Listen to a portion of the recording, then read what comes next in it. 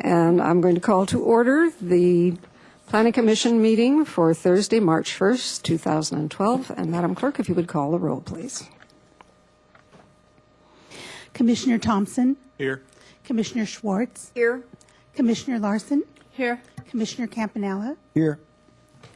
Commissioner Bartlett. Here. Vice Chair Jordan. Here. Chair Lodge. Here. Brings us to preliminary matters, and the first is action on the review of the following minutes and resolutions. There are the draft minutes of February 9th. Some corrections have been submitted previously and noted, and others were made. Is there a motion? Move to approve as amended. All right, it was a motion made and seconded to approve the minutes. Now, let's see, Madam Secretary, you wanted us to include the resolutions as well in one motion. All right. Are there any additions, corrections, comments on Resolution 00412 for 2 Oliver Road, or for Resolution 00512 for 1255 Coast Village Road? If there are not any, then motion to approve all 3 items will be in order. My motion includes the resolution. And this second? Second with revisions from the commission as previously identified. All right. All those in favor say aye. Aye. Opposed? So ordered. Madam Chair, I need to Yes. abstain due to absence. Oh, all right. Thank you, Commissioner Larson. One abstention on that vote. Okay, 2B is requests for continuances, withdrawals, postponements, or addition of ex-agenda items. Mr. Cotto, are there any such items? No such items. Okay. Any announcements and appeals? None of those either. All right, that brings us to the part of the meeting where we have comment from the public on items not on today's agenda, but not seeing any members of the public present. We will move on to our first discussion item, which is the continued from February 16th Planning Commission training. Mr. Cotto. Thank you. So we ended a little bit in the middle of a slide. We were in this staff presentation slide, if you recall, and we were discussing recommendations, our recommendations, staff recommendations to the commission. But before we keep going, I was wondering if we could, oops, wrong one. If there were anything that's come up in the last couple of weeks of thinking about this stuff that you wanted to talk about of anything previous to this. If not, we can move on. Questions, All right, comments? let's move along. Okay. So, sort of recap. Madam Chair, Yes. can I, Commissioner Danny, Larson. do you mind if I just finish up about that ride in the van? It sounds like a knittering little thing, but when we took that ride in the van over to the Whole Foods site, and the editor from the News Press was along, and I didn't know who he was. Right. I just wanted to let the commission know that the only thing I was worried about was that he disappeared, and we couldn't find him to return in the van. So I thought, what about that was so stunning to me, in addition to my own embarrassment later, was that my extreme concern for this person, this member of the public, that we had driven there, and I couldn't find him to get him back in the van in time. And I still didn't know who he was, so that was the end of that story. Then I found out who he was, and I still felt bad that he couldn't come back with us. So obviously he had his own ride. But anyway, that's the end of the story. Well, if we have a ride along like that, I will have the case planner announce it to the commissioners. So whoever it is. And then we'll make sure that they have a ride back. Just, you know. Okay, so the recommendation, again, just to recap, the recommendation that we give to the commission is based on our analysis of the project, right? We compare what's proposed versus all the different ordinances. It's also based on what we heard from the design review boards during their concept reviews, and whether we think that the findings could be made, and that we're going to start talking about that in a little bit too. And sometimes, well, a lot of times it's a recommendation for approval. We don't come very often with a recommendation for denial, although we do sometimes. And as we were saying for the 1202 Shoreline Drive project, it was partial approval. Like we like it mostly. We just think that you should not quite give the whole encroachment of the mod, right? And so that's sort of the range that it can be. And specifically about the modifications, we were talking about that in our recommendation. It used to be back in the, 80s and 90s, you asked for a modification and you got it, But as a result of a project on Stanley Drive, I don't remember the exact address anymore, but it was a house that was on Stanley Drive, and they were proposing an encroachment into the front setback. It was a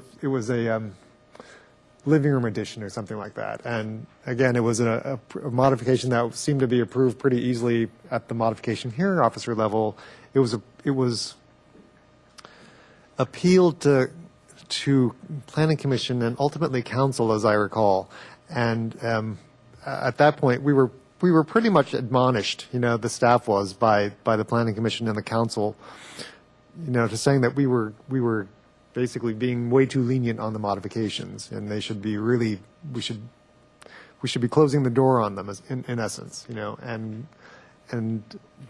we did that, and that direction has been reiterated over the years, many times over the years, it seems like. So we're from our standpoint of modifications, we are very conservative on them now. I think you've had reports from Susie Reardon about how the staff hearing officer goes, and one of those statistics is something on the order of, I don't know what it is today, but back in the day, 3 or 4 years ago, we were doing on the order of 600 or 700 pre-application consultations a year, and we were bringing forward about 120 or so modifications.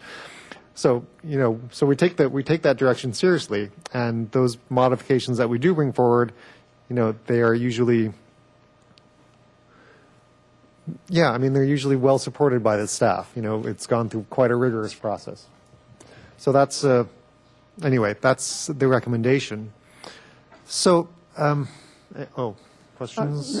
Commissioner Schwartz? I wanted to ask when it might be appropriate, if at all, on the topic of modifications, to get your take on whether a recommendation that was brought forward by a couple members of the public at the Joint Planning Commission Council meeting this week on how we view modifications, and a suggestion that perhaps our policies, our ordinances should be more principle-based with some flexibility. There was a reference to modifications and a suggestion to revisit the framework in which we view mods. Is that going to first go to the council for discussion, or would there be an appropriate time, not necessarily today, but that the Planning Commission have a discussion? It could even be a lunch meeting discussion, just to kind of chew on it a bit. Madam Chair, members of the Commission, I took those comments in a slightly different manner. I understood those comments as encouraging the Planning Commission and City Council to allow projects that are consistent with the spirit of the newly updated policies in the general plan to use modifications in order to allow those projects to move forward, even though they don't meet the standards currently found in the zoning ordinance. And so I don't think that those speakers were asking the city to change either the findings for modifications, or they were really asking you to use the modification process as a way of achieving the policies and goals of the general plan update in the interim period before the zoning ordinance standards have been amended to more accurately reflect those new policies. Thank you, Mr. Vincent. That makes sense to me. I appreciate that. Thank you. Lodge. Thank you. I just want to basically reinforce that point. We had a staff meeting yesterday where Betty Weiss, the city planner, debriefed us on what happened, and we had that exact same question, right? Does this open the door for all mods? And the answer was no. It's really for this interim period and to further the goals, like Scott said. And just to because almost all of the modification findings have an element that where the decision makers, either the planning commission or the city council, is finding the project to be an appropriate improvement for the property. So the way I was listening to those public comments and the way I was kind of thinking about, okay, how would we put this into the process, is that they were really asking the planning commission to consider the new policies under the general plan update when evaluating whether an application that requires a modification is an appropriate improvement for the lot. And it would flavor your consideration of that question. And so that's how I was seeing that would play out in this interim period. Mr. Jordan? This isn't my question, but this is a different question now that you brought this subject up. So I agree with everything you both said in theory, but the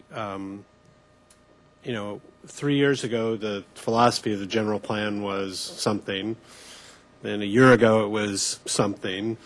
And now it might be something again as it's being implemented. And so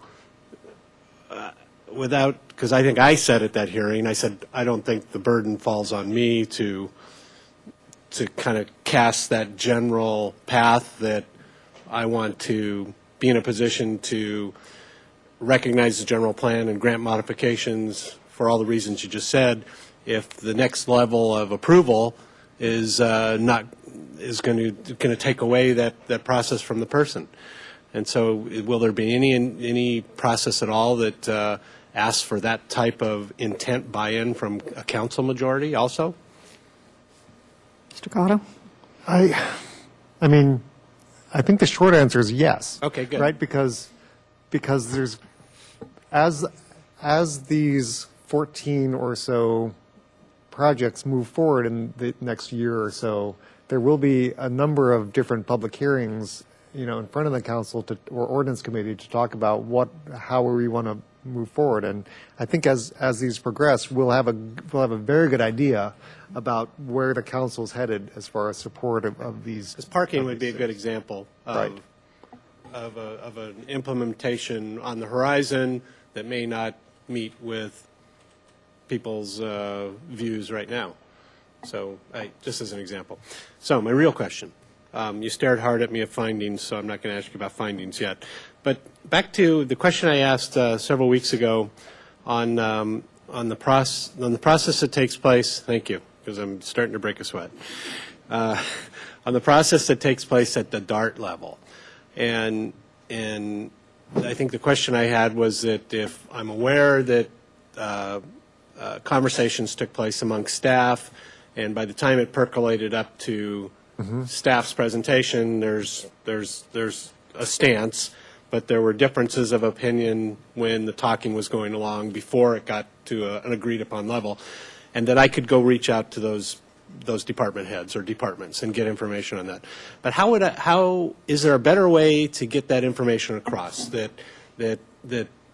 pick on creeks, Parks and Recreation, that they were part of a conversation in a project involving a watershed or a bridge or some other type of thing, and it's not part of minutes, it's not part of an HLC, it's not part of an ABR that comes along in the packet, but that they were a participant, so that if somebody wanted to take an interest in that, they would actually know that it was there and could go ask the question. Okay. Or is it just me that worries about that? I don't know. Okay, there's several different facets to that question with levels to it. And one of them is that when we present a project to the Planning Commission, we want to, as much as possible, show a united front, right? The staff recommendation is the staff sort of consensus, right? So we've never been that interested in kind of showing all the potential divisions between, and previous discussions that have gone on, especially if they resulted in some sort of consensus, right? If the end result is that we all agree, then what's the point of saying, well, in the beginning we didn't agree, So there's some of that. There have been some times where there hasn't been full agreement, right? And even at the Planning Commission level, and I think I can't recall for sure, but I thought that we actually put in some of that stuff. 512 Bath Street is the one that I seem to recall where we said Creeks wanted this, and we think that there's a balance between affordable housing and creek protection, and we think that that whatever they had proposed at the time met it, and we didn't push the Creeks division's request to have an even further setback. We said 35 feet's enough. It doesn't need to be 50 because of the balancing act that we have between affordable housing and creeks protection. So I think I'm pretty sure we put that in the staff report, and we would continue to do that if it rises to that, or if it rises to that level. But I think we would try really hard not to put you in a position to say, oh, you got to choose between creeks and affordable housing. We as a staff would come down and say, this is our recommendation based on everything that we know. I think my intent is just recognizing that there's a whole encyclopedia of concerns and issues and considerations to make, and sometimes you just don't hear about them till afterwards, or sometimes the ones you're really interested in, you didn't realize that they were part of that particular component. So you can always call us if you have a question like that. I mean, okay, that's probably the best answer. Okay. Okay. Staccato. Findings. So what are findings? Findings are, they're the commissions or the council, depending on, or whoever it is making the decision. The decision maker's explanation of why they approved the project, right? That in its most simplest terms. What the city has done, and a lot of cities do this, is they put forth kind of some findings that need to be made as part of the ordinance, right? We see these in the conditional use permit, we see these under coastal development permits, we see them under development plan. There are some findings, some basic findings that have to be made, and if you can't make those findings, you can't improve the project. For example, I still call it Measure E, even though it's not. It's the development plan, 2887-300 for the ordinance formerly known as Measure E. That's the, there are findings that you cannot have a unmitigable traffic impact. You may not have a housing impact. You may not have a water impact, I think, water resources impact. If you have any of those things, you cannot approve the project. So, and similarly for CUPs, we have things like you have to be compatible with the neighborhood and size, bulk, and scale, and things like that, right? So those are the bare minimum findings that the ordinance puts forth. You have to make those findings, and there have been all kinds of different court cases about findings. And what they tell us, first of all, is that you can't have the so-called bare finding. You can't just repeat back exactly what the ordinance says. You have to put in your reasoning for why, right? I went to a training one time, and the presenters told us, look, what you should do when you're thinking about it, and even maybe you write it this way, is you take whatever's written as the finding and add the word because to it, and then add whatever else. Why doesn't it have a traffic impact? Well, because there's not enough it's a small enough project that it doesn't, or it's too far away from a impacted intersection, or they're proposing a new lane on the intersection, or whatever, right? Some reason that you can make this, you can make the finding. So that's the bare finding. Another thing, the way that these court cases work, and I bet you Scott could tell you a lot more about this, but the way it was explained to me is that if a case is brought to trial, and the judges are looking at it, they only get to look at the written record. They don't get to look at, they don't get to interview the planning commissioners and ask questions like, or have the planning commissioner be able to say, what we really meant was, it all has to be in the written record. So in order to make the finding that there's no traffic impact because they're building a new lane, there has to be something in the written record that says that they're building this extra lane, right? Or whatever reasoning that there is, it has to kind of built into the written record. So what we do in the staff report is, my advice actually to my case planners is to start with the findings. Can you look at the findings? Can you make the findings, and then what's the evidence in the record? Right, the staff report and the attachments is usually what we mean by that. That supports that conclusion. And Scott, I know you have some stuff that you want to say, so why don't you take it from here? Vincent.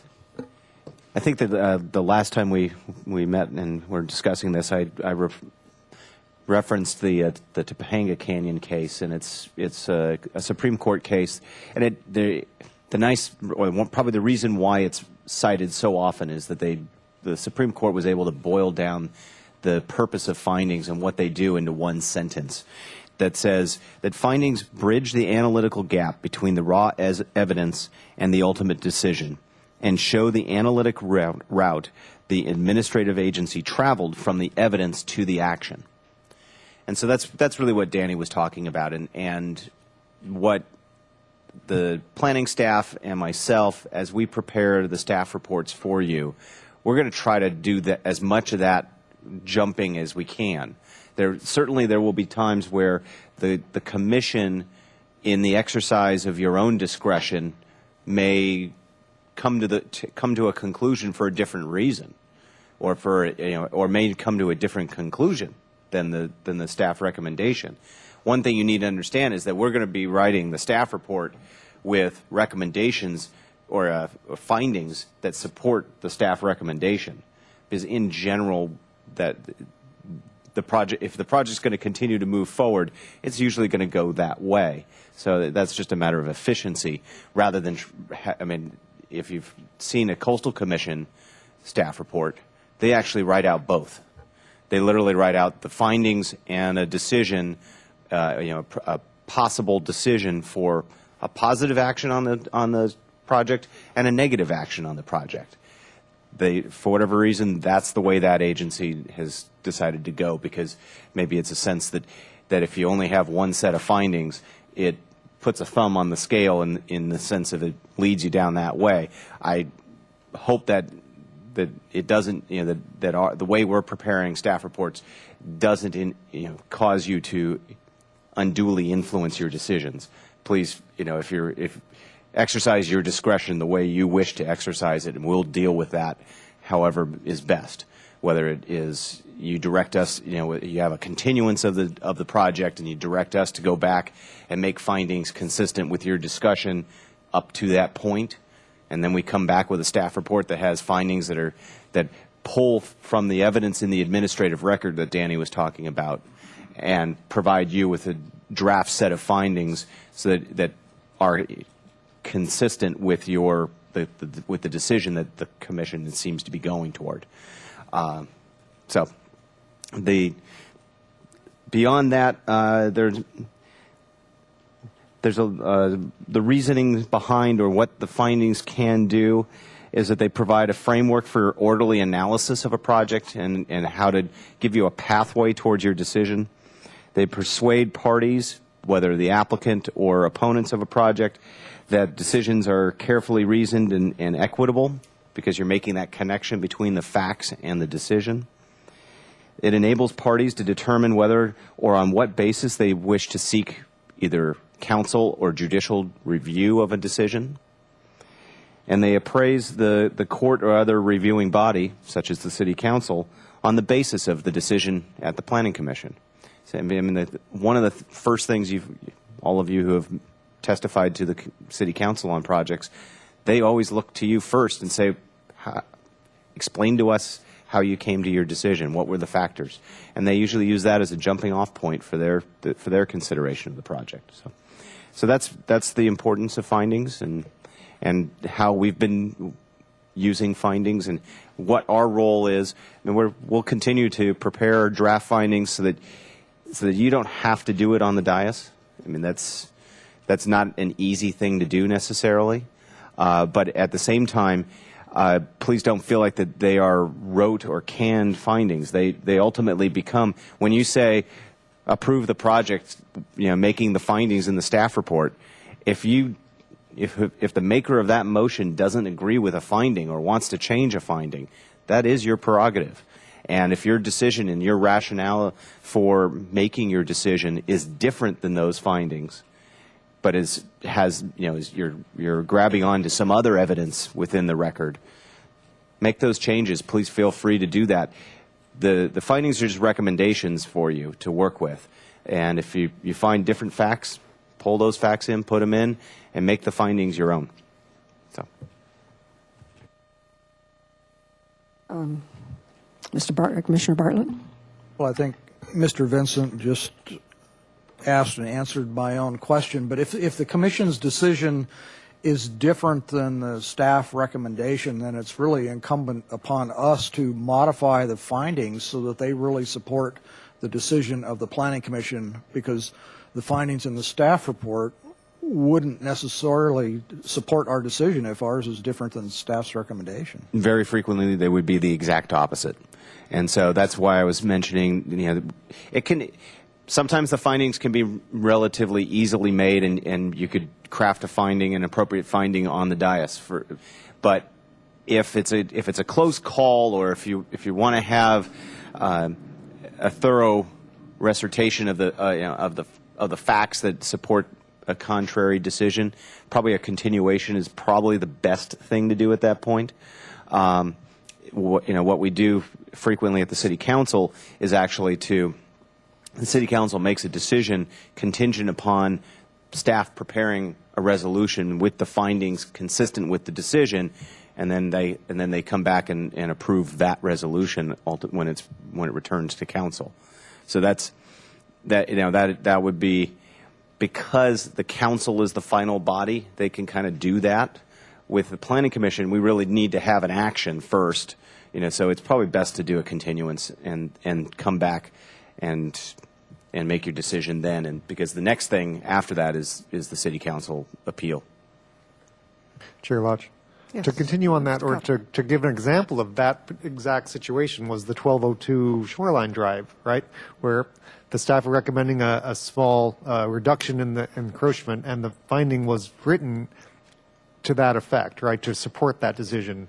And when the Planning Commission decided to grant the entire modification, actually what happened was we didn't do a good job of changing the finding. So I took a liberty when we were reviewing the resolution and made the change to the findings to support what the Planning Commission actually wanted to do based on what I heard at the hearing. And then that was presented to you as the for the resolution to be looked at, reviewed and looked on, and it seemed like it went over pretty well that time.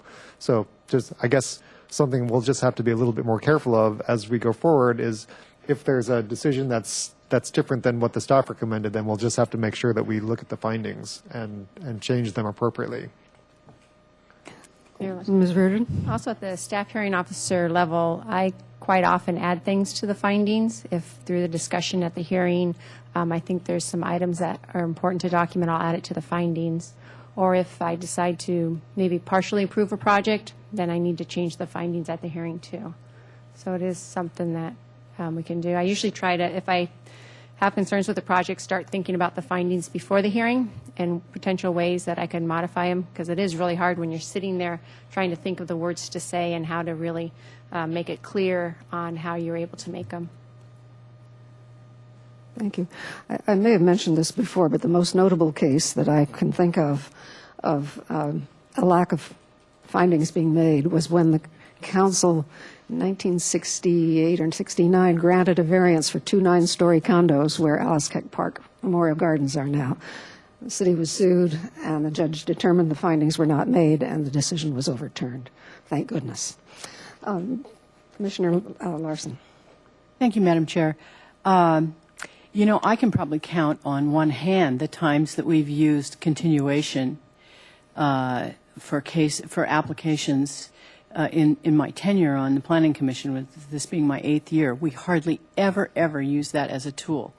And I'm wondering if it's just because we're good at what we do, or is it something we should perhaps consider not more often, but, we don't ask for very often. I can't even remember when we've asked for draft findings or, I'm really thinking, I'm trying to remember something that we might have used it for, and I can't. But I think it's a powerful and good thing to use rather than rush to a decision that might not be as well-based once you hear the evidence. Well, It's Madam very Chair. hard to sit in this chair and sometimes make the decision, make that call, and have it be really good when you're under a ton of pressure and you really would like to do a little more research for the findings, given what's revealed in the hearing. So if you care to comment on that, look at you smiling, I can tell. Mr. Vincent? Well, Thank you. As I said before in our discussion of reconsiderations, the only thing I would recommend doing less than a continuation would be a reconsideration. Continuations are a tool, and there are times that it's useful. However, when considering a continuation, understand that means that all the players involved are coming back. The applicant is bringing their team with staff who continually get paid. The opponents or neighbors or other interested parties, they all have to marshal their groups again. And while it does buy the commission additional time to consider what they've heard and maybe look at the record a little bit more carefully and so forth, I don't think it will always, or I don't think it takes away necessarily the pressure. It gives you more time to consider your decision, but typically when you feel that pressure, it's a close call anyway. So it's still going to be a close call even after the continuance. It's just that you're going to have had the benefit of that additional time. That's really what a continuance gives you. It really is just buying yourself some more time to do the job that you had to do at the first hearing. You're going to still have to make the same tough decision probably. That's why. But continuances are, when I've seen them used best, is when, for some reason, information that's germane to the decision hasn't been presented to the commission. That you find out about some information that hasn't, for whatever reason, hasn't been vetted. And sometimes that happens. A member of the public raises a question about a fact. And continuances are good for developing and making sure that the administrative record is accurate and complete and you have the information necessary. But I would use them judiciously. Commissioner Larson? Thank you. I don't want us to neglect to say that there is a time limit for those motions of reconsideration as well, and that if something's continued, it's going to be on the next immediate agenda. That's my understanding. And motion for reconsideration is within 10 days of the initial decision. Am I correct? There is a tight timeline for motions for reconsideration. Continuances can be for an extended period of time. Continuances can be done, and typically, if we can, they're done to a time certain, to a particular date in the future. Primarily, this gets back to noticing requirements for the Brown Act.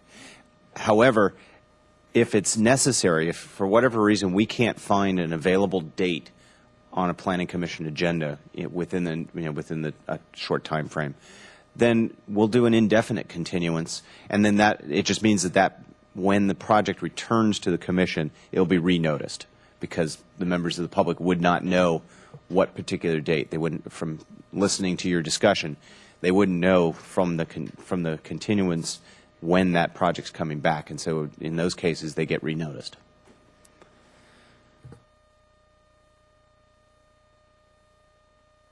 Mr. Cotter? Oh, I'm sorry. Thank you. Commissioner Campanella. A question, let's say, going forward, when you're making a recommendation based upon the fact that one item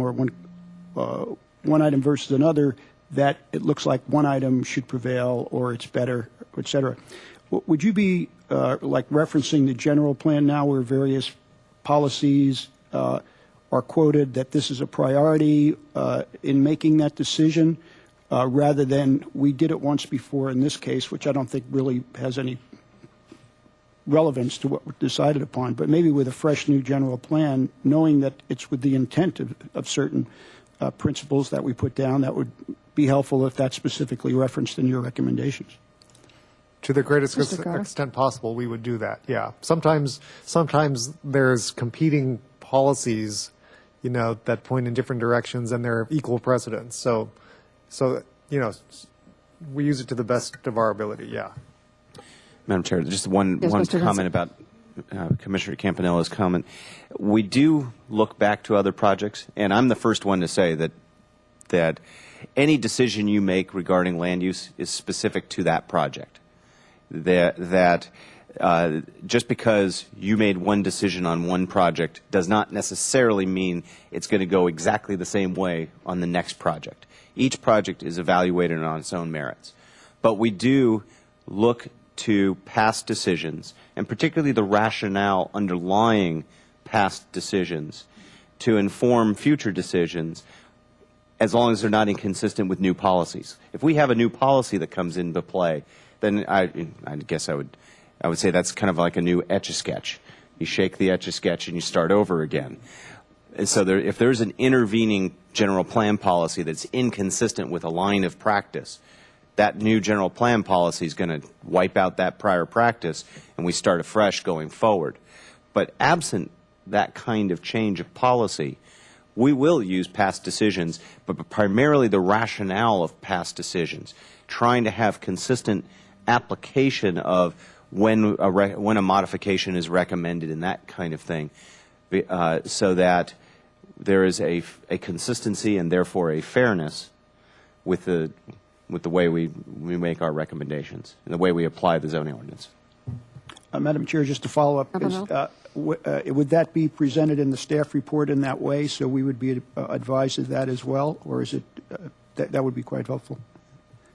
When we can. I mean, it's sometimes the staff, the planning staff, they are primarily the ones who are making the recommendations regarding policy, and so when they find it as when they find an example.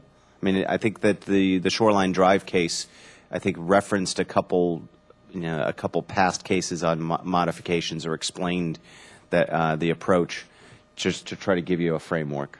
But I'll let Danny say how they like I would to say do that we explain our rationale, whatever it comes from, right? If it's from administrative practice, if it's from the ordinance, if it's from general plan, policy consistency, whatever it is, we're going to tell you how we got there. Great. Thank you. Okay, Mr. Cotto, I know you wanted to be further than this last time. Yeah. We So can move along here. I hope. Yeah, just move along. Just under recommended conditions, we come to you about once a year or so with our template. We have a template of standard conditions, and then we pick and choose from those the ones that are appropriate, and then those are what end up in your draft as the draft in your staff report. As far as the oral report goes, we just basically do a condensed version of the written staff report to hit on the highlights. We try to do it in way less than 15 minutes. And we also always, unless they're not available, ask representatives from the design review boards to come and also give their take. And sometimes there will be a majority and minority position, and I know the commission's done that to council as well. So we try to get you a good cross-section of what, of representation from those boards. Next item is public comment, and hopefully this won't take too long. The way that we have it, we put out a notice 10 days in advance and a legal ad as well. And that legal ad and the notice, they say, you can provide written comments. We really would like you to get them to us before Monday afternoon so that we can give them to the commission Tuesday morning when the site visit is. But you can turn them in anytime you want. We just can't guarantee that the planning commission will read them if you get it to us after Monday afternoon, right? So that's a note, that is language that's straight in the notice that goes out. What we do most times, nowadays we get comments by email, and Julie always does a very good job of forwarding those sometimes in a packet, a whole bunch of them in a single email, sometimes one at a time. It just depends on how often they come in. So I just want to get confirmation that that's working for you, and then stuff that comes in really late, like Thursday morning, she will usually print out and then give to you on the dais here, and we've already told them that you may not read them and be able to have that input count towards the decision. So I can't think of any better way to do this, but if you can, I'm certainly open to any other suggestions about it. As far as oral public comment at the hearing, a couple of things I wanted to talk about, and this is really more the purview of the chair than it is the full commission, but might as well talk about it. Right, the standard sort of is 2 to 3 minutes, right, and depending on how many people are in the room or how many items are on the agenda, sometimes that's been longer or shorter. John Jostis, who was the last year's chair of the commission, wasn't able to come, but he had a few comments, and he said that he tended to be flexible on the amount for public comment. If there are a lot of people or it's a really long agenda, 2 minutes, right? If there are only a few speakers, he'd go with 3. So it's really up to the chair how you want to handle it. And I know that in a couple of previous hearings, it's been for some items that you did give 3 minutes, and sometimes even longer for some people. I think the Janine's people got a little bit longer. So, Mr. Cotto, as a result of a speaker who, despite being given 2 minutes like everyone else, kept on going. Yeah, right. There are those. I had occasion to read the Gettysburg Address soon after. 1 minute, 40 seconds. Really? One of the most important speeches ever made. So I bring that up if somebody gives me a hard time again. Right. So the other thing was combining time, right? This is where some, people will bring along whoever, and they'll fill out a green speaker slip and say, I want to cede my time to whoever it is. And we've done that and we've not done that, right? I mean, we did that for a while. When John became the chair, he really didn't want to do that. His comment on that is, it's a slippery slope and one that I was wary of. It's open to abuse, as we saw. So again, it's really the prerogative of the chair to decide whether you want to allow people to combine time. I thought it kind of worked pretty well when we didn't allow people to combine time. Things went a lot faster, but that's just my opinion. Madam Chair. I think if that's going to be the policy, we should let people know in advance, because often they will plan, that this person and that person will come and fill out a slip, but then turn time over. Yes, Mr. Vincent. Yes, and I would also recommend that probably the commission consider that policy independent of any particular project or even any particular day. I would recommend that if you wish to make a policy one way or the other firm on that issue, whether it's to allow the combining and have some kind of rules to it as to how combining will happen or not, I'd recommend that you you make that as a motion. You could, an amendment to your guidelines or something like that, and that it would be a standing practice, say, for that year.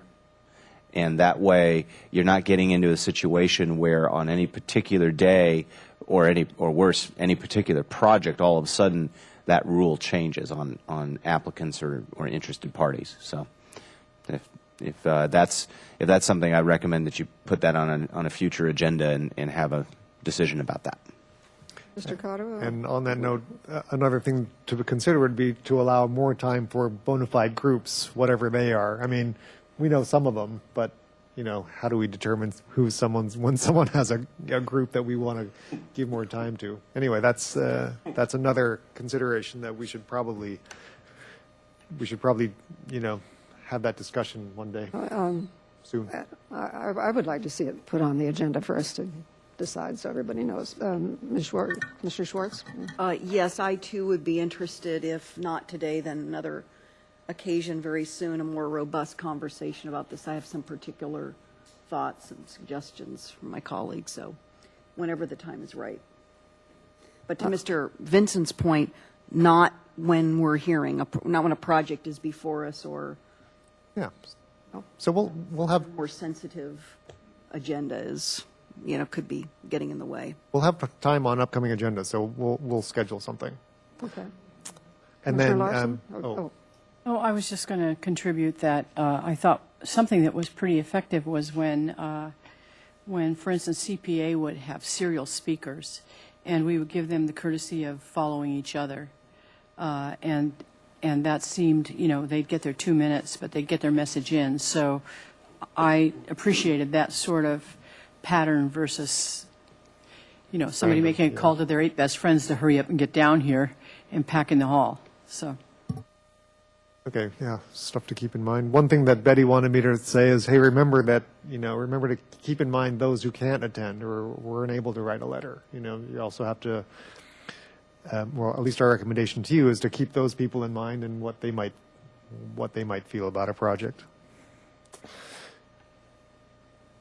Okay, so finally, 2 hours, almost 3 hours into it, we come to what I consider to be the meat of this training and discussion, and that is, how does the Planning Commission, how do you as decision makers, including the staff hearing officer, how do you make decisions? And this is the type of thing that, like I said last week, I could have a conversation with any one of you at any time and talk about these things, but it's not often that we get you together to have this kind of discussion. I don't recall ever having a discussion like this before with the commission. So I wanted to have this and give the opportunity for the new commissioners and not so new commissioners to kind of talk about this amongst yourselves, and we get to listen and maybe answer questions or whatever. So how do you decide how to vote on a project? What information sources do you use other than the stuff that we give you? Are there some arguments that you find convincing versus others? What about the findings? How do you decide whether you want to put on additional conditions or take away some conditions?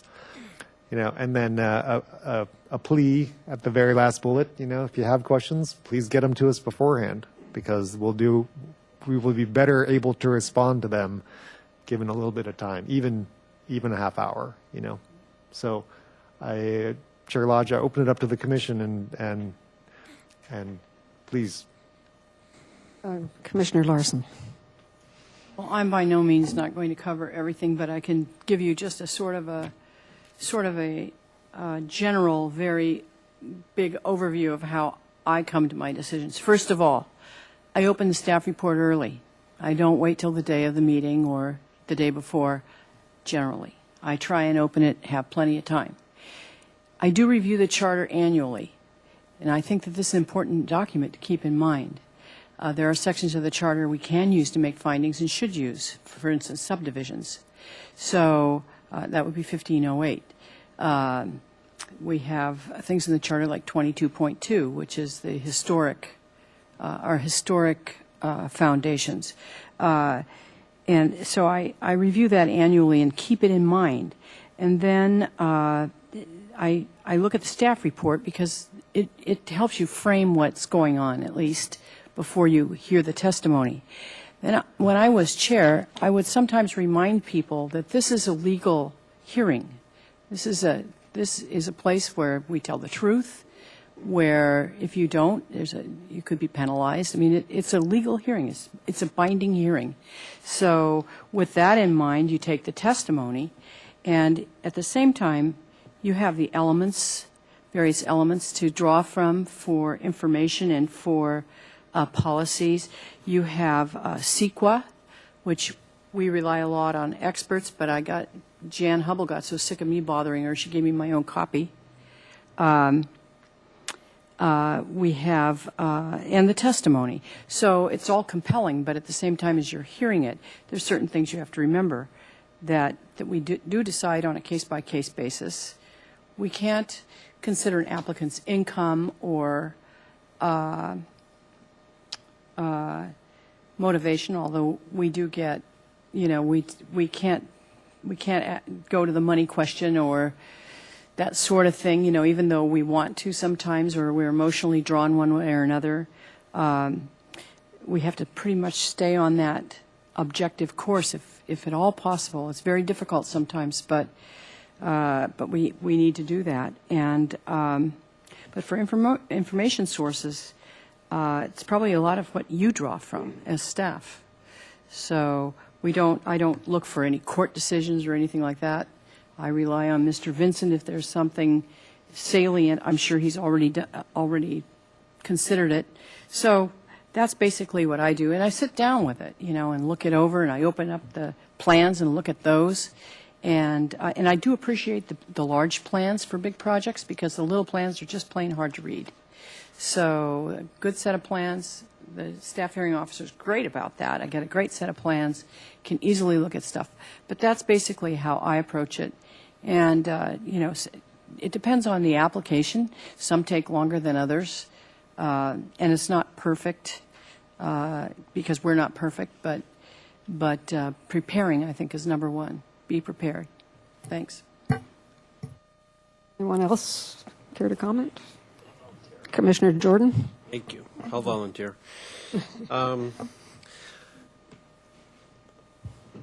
Before I go off on the gray area of Mike Jordan, so the most important resource I usually go to is usually the citation in the opening of the staff report, which is frequently the municipal code. So, and I've gotten tired of lugging that binder around, so I've actually got the Muni code on my iPad. So that, of course, then frequently, though, I find myself being led off in other directions because you look at the staff report and you look at a paragraph per item of recommendations, but the Muni code tends to lead me off to ask other questions, or obviously, how did this particular recommendation resonate with staff and not another part of that same municipal code?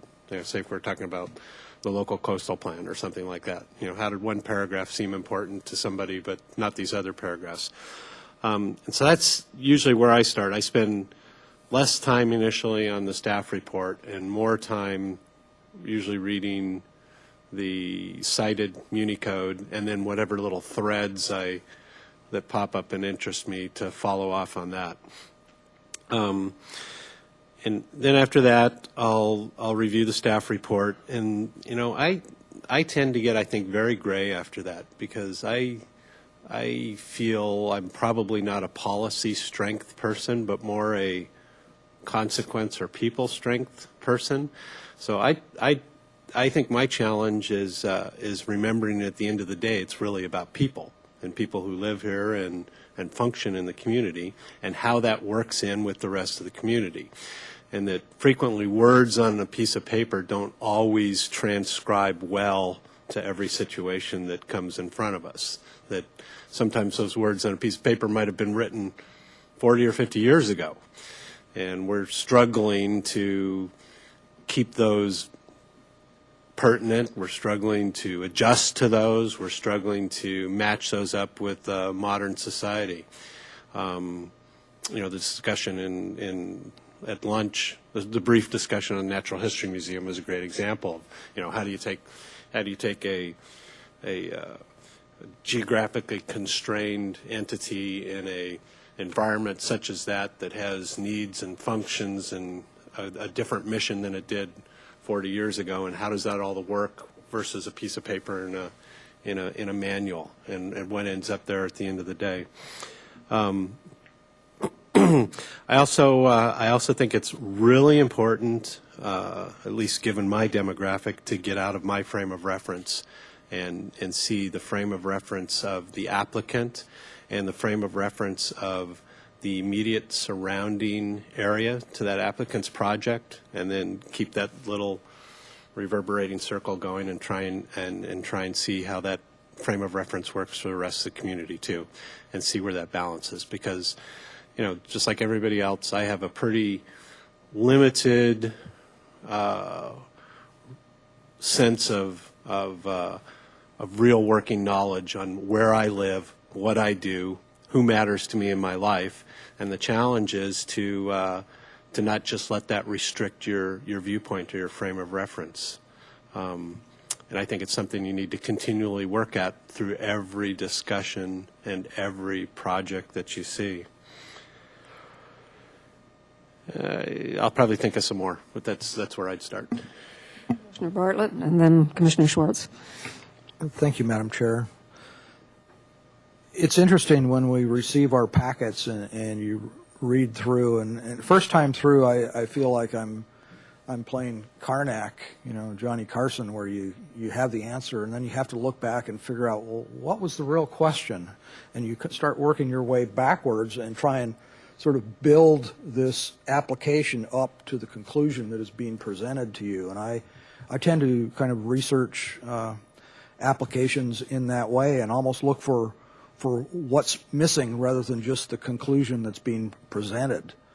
And so I take maybe more of an analytical approach, and I try and separate the applicant from the application. Being a native, I know so many people in town that if I got focused on applicants, it would really throw me off. So I've kind of learned, in the years on Planning Commission, that you almost have to obliterate the applicant persona as being part of the application, and that I think all applications need to be treated on an equal basis, and it's really hard to do when you throw in sort of the personality factor of who's presenting or who they're representing, and different people get treated differently. So I try and really separate that. It's important for me, and otherwise, you're making and losing friends, and it makes it more difficult up here. But I always put myself in the position of what was the starting point, what were the deciding factors that maybe guided an application to the place that it is now that we're reviewing. And I tend to go back to a lot of prior projects that we've reviewed that have similarities. I go back, look at the agenda dates, look at my notes, look at the old minutes a lot of times on what sort of support we had for those. And I'm finding that I'm going back to the older projects more than the new ones, because with the new ones with action minutes, there's nothing to be found when you get there. So I really look to the collective knowledge that I've received on a lot of the projects, and especially in the early years on Planning Commission, there were so many projects coming through. There were a lot of lessons to be learned on each one. So I try and sort of build on that, and I know a lot of times I'll maybe ask questions, but it's more about what I'm not seeing rather than what I am seeing, and trying to understand what's already been filtered out or has it been considered. So I think I could probably do a better job of being earlier with some of the info when it's questions for staff, to not put people on the spot. So I think, I certainly will look at that, but it's not because I'm looking for what's wrong. I'm trying to understand the path or the background of the project, because I think a lot of us are concerned about, well, how did it get to this state, and was this ever considered? And I think if we understand the background, then that makes us more comfortable with the conclusion. At least there have been other alternatives that have been considered, and all the review that's happened, because most projects have come a long way by the time they come to us. But I really find it helpful looking back at prior examples, trying to understand the consistency and how it's applied. And every project is different, and I think I learn something off of each one, and I really rely on that collective knowledge as you go to the next one. So I think it's a matter of really being organized and understanding your own record keeping and how to find the lessons that you've learned in the past and bring them forward to current applications. But again, I try and take the personality aspect out of it. I find that really confuses me a lot if I get too focused on that aspect. So. Madam Chair? Yes, Mr. Vincent. Before listening to Commissioner Bartlett, one thing you mentioned that you don't see alternatives or discussed in the staff report, and in general that's because the way our zoning process and the way this administrative process is structured is that it's the property owner to present their project, and so as long as they're not, as long as they're complying with the standards that are set out for them, in general, they get to propose what they want. Now, the commission has some discretion to say, well, let's look for another alternative. I think that when you have questions about whether or not an alternative was considered, now maybe there might be some discussion from a DART meeting or a PRT meeting between staff and the applicant, but you might ask, you might think about it. If you have those questions of, was this alternative considered, and why was it rejected since the application doesn't have it, those really are probably questions to be directed to the applicant. And maybe if you think of those questions before the site visit, that would be a place to raise it to the applicant, saying, hey, we see your project. What about this thought? What about that thought? Could you come to us or provide us with, in your letter to us, an explanation of these alternatives and why they were chosen, not chosen, rejected, and so forth? That's a good point. I think we do that. We do that a lot at site visits. If we know there's something we're going to be asking on Thursday, you give them a heads up so they can hopefully prepare or have some explanation. Yeah, I mean, because the applicants, as you know, in your professional life, applicants spend a lot of time looking at their project before they propose something. I mean, I've said it a few times to the commission, and in my opinion, the use of private property for anything other than a home occupied by the owner has a public element to it, because you have to be thinking about who's going to buy this from me. How am I, if you build something and nobody wants it, you just wasted your money. So the applicants do think a lot, but and I think that's one of the things when you get into thinking about, well, what about this alternative, that alternative? The odds are the applicants already thought about it, and frequently I think the reason why it was rejected comes down to money, but not always. Okay, Commissioner Schwartz. Thank you, Madam Chair. Well, in my, I guess it's now 2.25 years on the commission, my perception is that all of the commissioners kind of come to this role and our pro bono occupation through different lenses. We look at our role and our work and decisions through slightly different lenses, which I think, and I'm appreciative of this, creates healthy diversity and also a balance. One of the reasons I very much enjoy working with my colleagues and being on this commission. When I look at my own way of coming to this role and how I operate, I am thinking back to former Commissioner John Jostis, who said to me one time in private that my primary lens is context, and it's community context. And I've thought a lot about that, because I think Mr. Jostis knows me fairly well, and I think that's true. And so what I want to speak to is what I try to, how I try to approach the role. And I want to use a phrase Mr. Vincent used from the Topanga Canyon court case, which is carefully reasoned and equitable. So for me, how do I try to carry that out? First of all, I try to be diligent in doing my homework, which I think I owe both my colleagues and staff and the public. Because to me, this is a public-serving job first and foremost. It's not about what I necessarily just personally do or do not want to see developed in our community, but it's to take all of this into consideration. So to do that, I try to read as early as possible the materials that staff provides. If we have site plans, I try to study those to the best of my ability. As a generalist, however, not as an architect or a landscape architect or some other specialist, my understanding and my perspective is probably broader and less technical than, for example, what Commissioner Bartlett can do and does do. And I'm very much appreciative of his contributions, because they're, I think, very important and quite valuable. There's the written homework, and then to me, it has to be, there has to be the companion on the ground site visit, at least the one site visit that you staff plan for us. I try to make my own separate site visit, whether it's just driving by or if I have time to get out and walk around, if not directly on the property. Because in the end, whether it's a public applicant, let's say a city department, or some other public app, or a private property applicant, in the end, I try to balance their rights to develop or make changes to the property with the fact that anything that changes on a property will have some impact to that street, that neighborhood, and our community. So how do I balance all of this? At the same time, while I understand that there's a great deal of financial investment made by applicants to get to the Planning Commission, I mean, it's often kind of a long and winding road and an expensive one. I'm appreciative of that, and I know that they have a lot riding on our decision, so it's not a light decision that I would make. Nonetheless, to I think a comment that Commissioner Larson made, I also try to separate that out. I think you made this, excuse me if I'm kind of assigning it.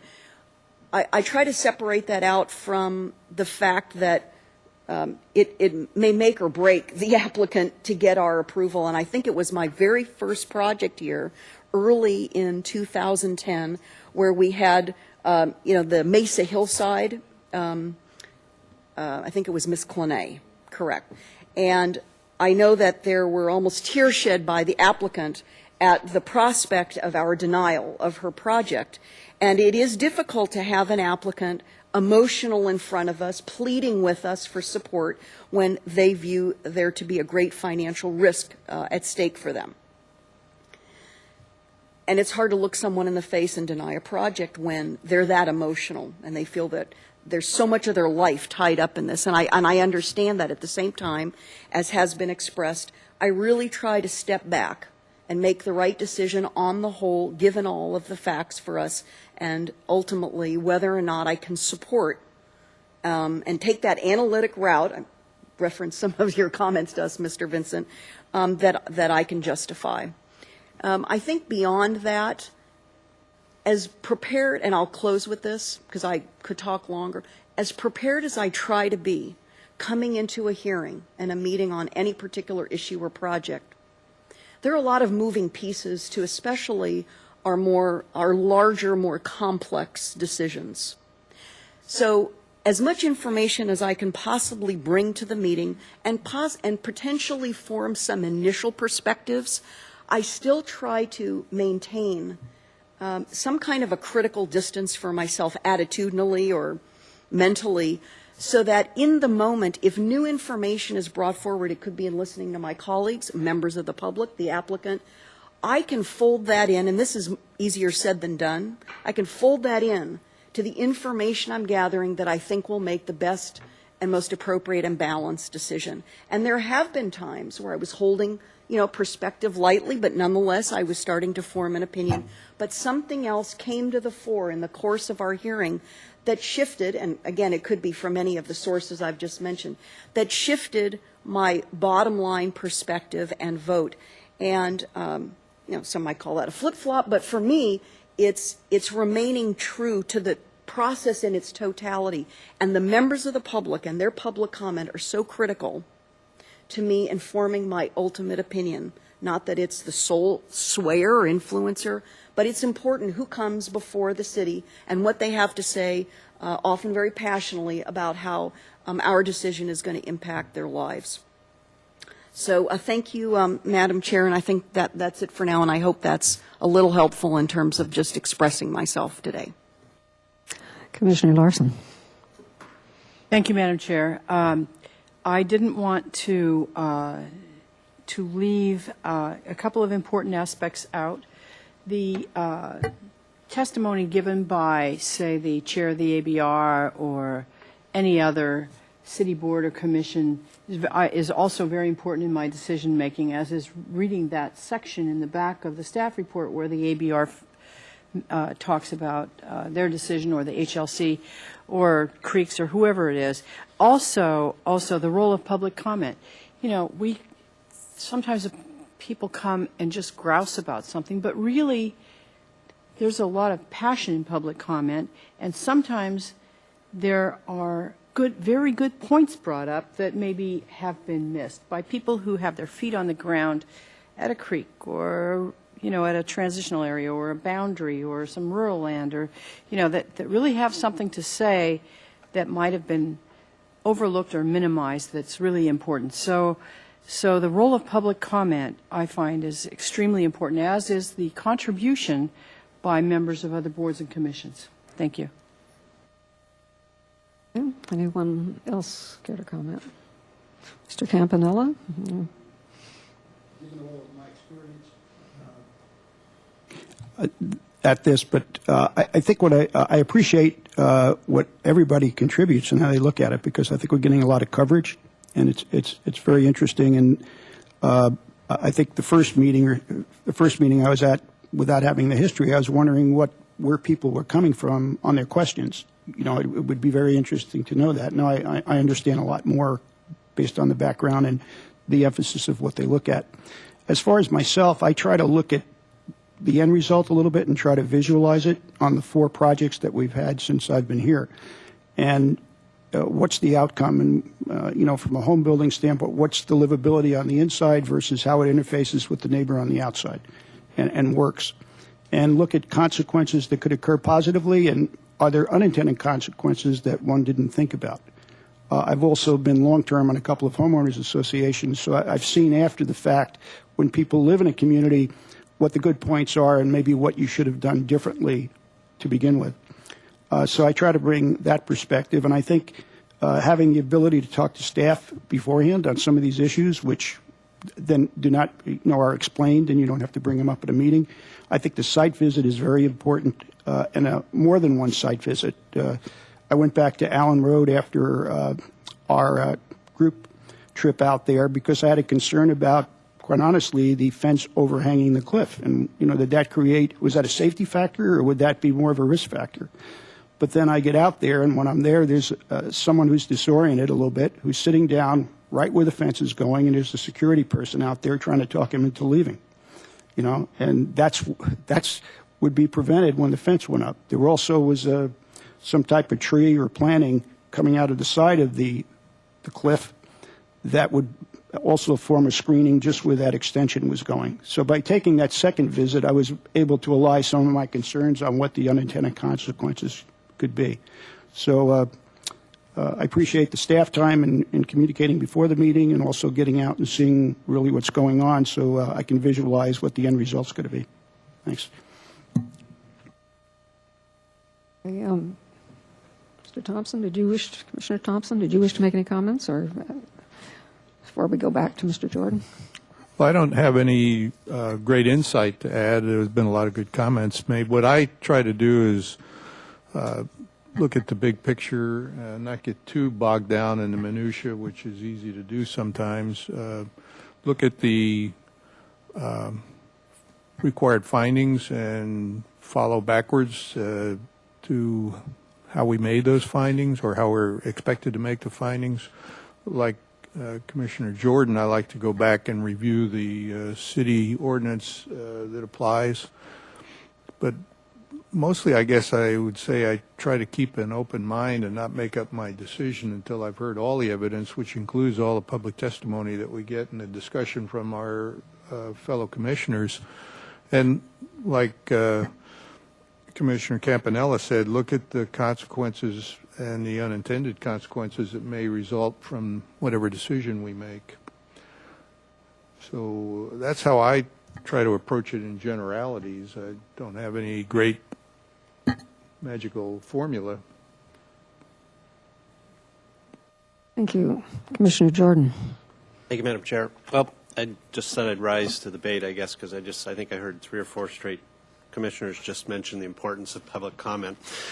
And if you went back a couple slides ago, I'd just like to highlight again Betty Weiss's statement there on remembering all those people that can't be here, that don't have time, and it is a fact in this town that there are a lot of people who are working without pay to participate in these processes. And you see them over and over and over again. And there are a lot of underrepresented or unrepresented interests that never get before us. And I think that's important to remember. And this is not an admonition, because I'll tell you that a couple nights ago there was one person shy of a quorum at the Mesa neighborhood meeting of planning commissioners. So, which just I think is lovely, and they all know, and I see other ones at other places in town, and I think it's also, I think that's a method to recognize that there are non-represented or underrepresented people that can't get here for their 2 minutes at the podium, that don't have a group behind them to write up a point paper and stand here and read it to us, and don't have access to the political process to lobby, but are still they are still impacted areas of decisions that we make, and those are methods that allow us to get out there and kind of suck up that information or that type of community stance and bring it with us as part of our role. So, thank you, Madam Chair. Commissioner Schwartz. Thank you, Madam Chair. I had one additional thought that I that might warrant expressing today, and it has to do with commission relationship with staff. Before I applied for this commission, I was on a county commission and, of course, interacted with county planning and development staff. And so I received a fair amount of feedback from the public about their perception of staff, separate from my own experience of staff, and then coming to the city and this commission kind of along the same lines. What I want to say is that I want to take a moment to appreciate staff. Your diligence, your expertise, your professionalism is phenomenal. I've greatly appreciated this opportunity that I've had. And still having said that, I've tried to honor the fact that I view you as a resource for me as a commissioner. You're not directing me as to how I must perceive all of the facts, all of the relevant elements to a project, to an issue, to a decision. But I take very seriously, seriously under advisement, your points and your recommendations in the course of this larger context in which I make a decision. So they're not read lightly. And at the same time, I try to ask myself truthfully for myself, and am I in alignment with you? I think a point Mr. Vincent made. It's very important for us to be independent and objective in our considerations and ultimately in our votes. So I just wanted to take a moment, since we're in this process here, to acknowledge that and just share with you how I view my relationship with you, and I greatly appreciate that going forward. I suspect we all would second that. Yes, we have a very dedicated, caring, hardworking staff, and we do appreciate all that you do.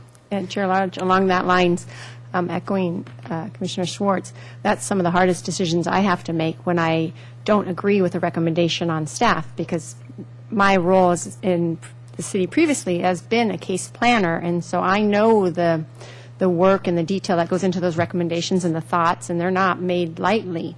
And so when I'm reviewing a project and I'm thinking, oh, I don't really agree with what they're saying, that's one of the hardest decisions, and especially when it's just me sitting there, when there's 7 of you that you can discuss back and forth, and it's me thinking, oh, I don't really agree with them. It's hard. And Danny has promised me that staff is not offended when we disagree with them. Yeah, they're not, because being a staff member too, I know too, it's part of the whole process. But another thing I wanted to add is that I find it interesting what Commissioner Bartlett said regarding the applicant.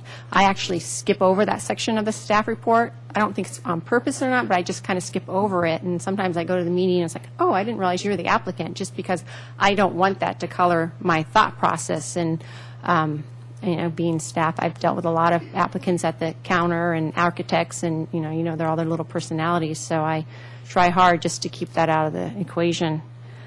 Then also in regards to alternatives, I think it was Mike that brought it up.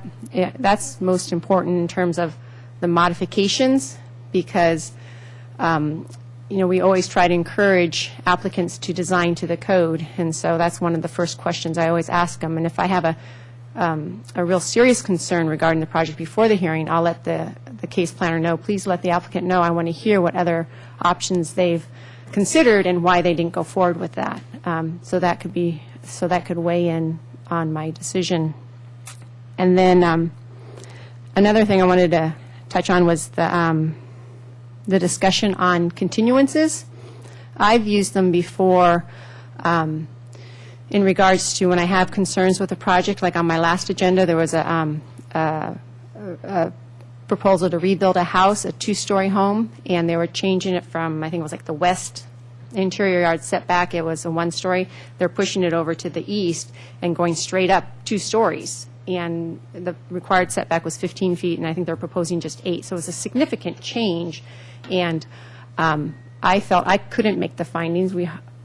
As the staff hearing officer, I very infrequently approve a 2nd-story addition in the interior setback, unless it's very minor, maybe extending the line of the building, but not a brand new 2nd story. And so I actually gave the applicant, I discussed my concerns with them, and I gave them the option that, I could deny you, and you can go up to the Planning Commission, and there's 7 of them, you can discuss them with them and present your case, or I can continue you and let you respond to the comments, and that's what they elected to do. So I use the continuance in that instance, that if it's something I feel I can't work out in the meeting and feel comfortable with, if you do A, B, C, I can approve it and put that as in conditions, well, then I'll give them the option of either, the denial or continuance. And then the last part was with public comment. I like when people show up to the hearings because a lot of times there's not many people that show up.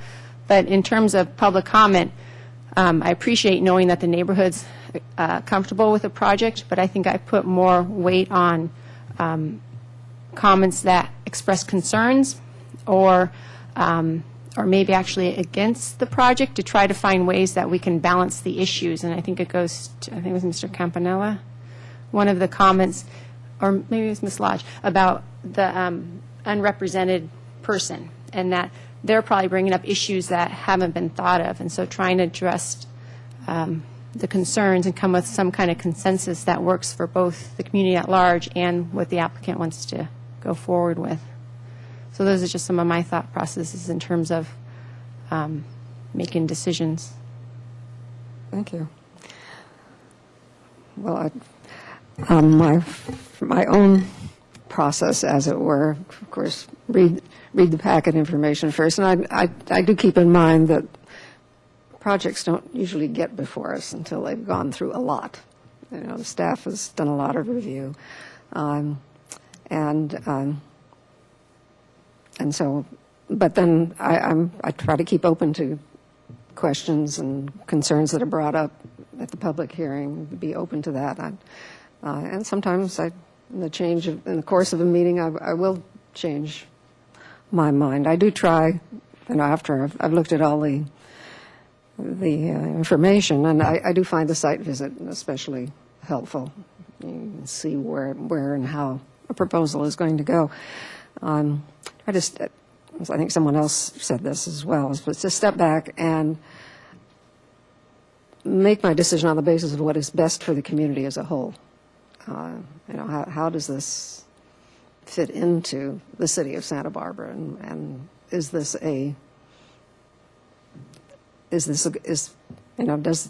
add what the applicant wants to do? Or does it detract from the community as a whole? So, any other comments? Oh, yes, Mr. Thompson, sorry, Commissioner Thompson. I would make one final comment, and that is basically I've always looked at a planning commission as a technical body, that we should look at how to apply the general plan and the ordinance.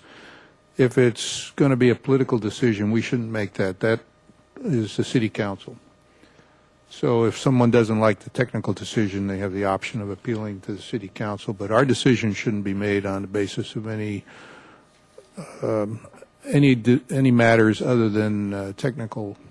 What's good for the community? What does the ordinance say, and so forth.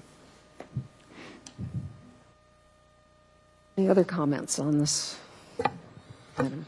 Okay. Otto? Yeah, so I guess I just wanted to make sure that all the commissioners, because I wanted the commissioners to be able to interact with each other on this matter. A lot of you seemed like you were speaking to us, and we certainly appreciate, all that you've said. But like I said, I could talk to any of you individually and have this conversation. You can't, as a group, get together and talk about these things. So if any of you have anything you want to discuss on this matter, great. This is the time, But if we're done, we can move on.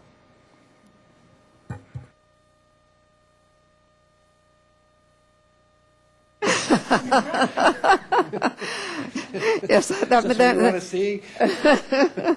Okay, well, let's move on then. no, I think Commissioner Bartlett has a point he'd like to make. Well, I know we all do our own individual preparation and research, but I really enjoy being here and especially listening to the questions coming from the other commissioners. I think you can really understand somebody else's approach and it may trigger things in you that you hadn't even considered. So it's nice to keep an open mind and listen to all the other dialogue going on, and I think there's a lot to be absorbed. You're learning sort of the thoughts of all the other commissioners before you've, ultimately made a decision. So I really value that question period that we have. I think it really brings out a lot, and it's, kind of the rare opportunity that we have to kind of listen to each other, while we're in here. So I think that's extremely valuable. That's a very good point, Commissioner Bartlett. Commissioner Larson. Thank you, Madam Chair. I do think back fondly on many people who have sat in these seats who are no longer here, and one of them is Commissioner Bill Mahan, who would often take out his scale and scale a project right off the plans right here, and occasionally he would catch something. And I thought that was just wonderful. And I've always been appreciative that people like Mr. Bartlett and, with his expertise are on the commission, because it is part of information we get, and awfully important, and kind of keeps, you don't want to become a skeptical commissioner, but at the same time you want to be able to trust the information, and if it's not correct, we need to know. Okay, Commissioner Jordan. I really don't want to shake you and ask you what you thought there. So, kind of on that subject. So I appreciate, or would appreciate more, if that's what you're looking for, kind of like back and forth. Actually, making a case that contradicts the case I'm making to commissioners rather than to staff. So what I see a lot is that when you get to the point where everybody's saying, well, here's our stance, kind of the conversation is going that way, even though we know it's not 7-0 sitting up here. And I'll give you two examples. One would be Addison reminding me that what the heck are you spending all this time worrying about a parking space on Cannon Perdido when in 6 months or a year it's going to be part of the general plan adopted ordinance, and you're now putting this requirement on them to manage this for 100 years. Okay? And yeah, that makes me, okay, let me think about what my answer is to that. and rather than, and that, if it was more in a form that this isn't my part of the support, my part of the decision, but more of a discussion type point on viewpoints of how commissioners are getting to a particular place, or what should be points of emphasis for the conditions, I think that would be of greater benefit. Another example would be that I know generally if I have a concern on a watershed, Bruce is going to have that follow along in that concern. We're both on the same page, but I catch myself just talking that way about the concern, or talking that way. And I don't really catch myself really working hard sideways to make that argument or discussion point as part of a discussion. And I could say that if you had a point on some cultural, historical thing that I'm totally out of tune with, hard to believe, I know, but that the same thing too, that I would appreciate more discussion taking place on the merits rather than just the end point.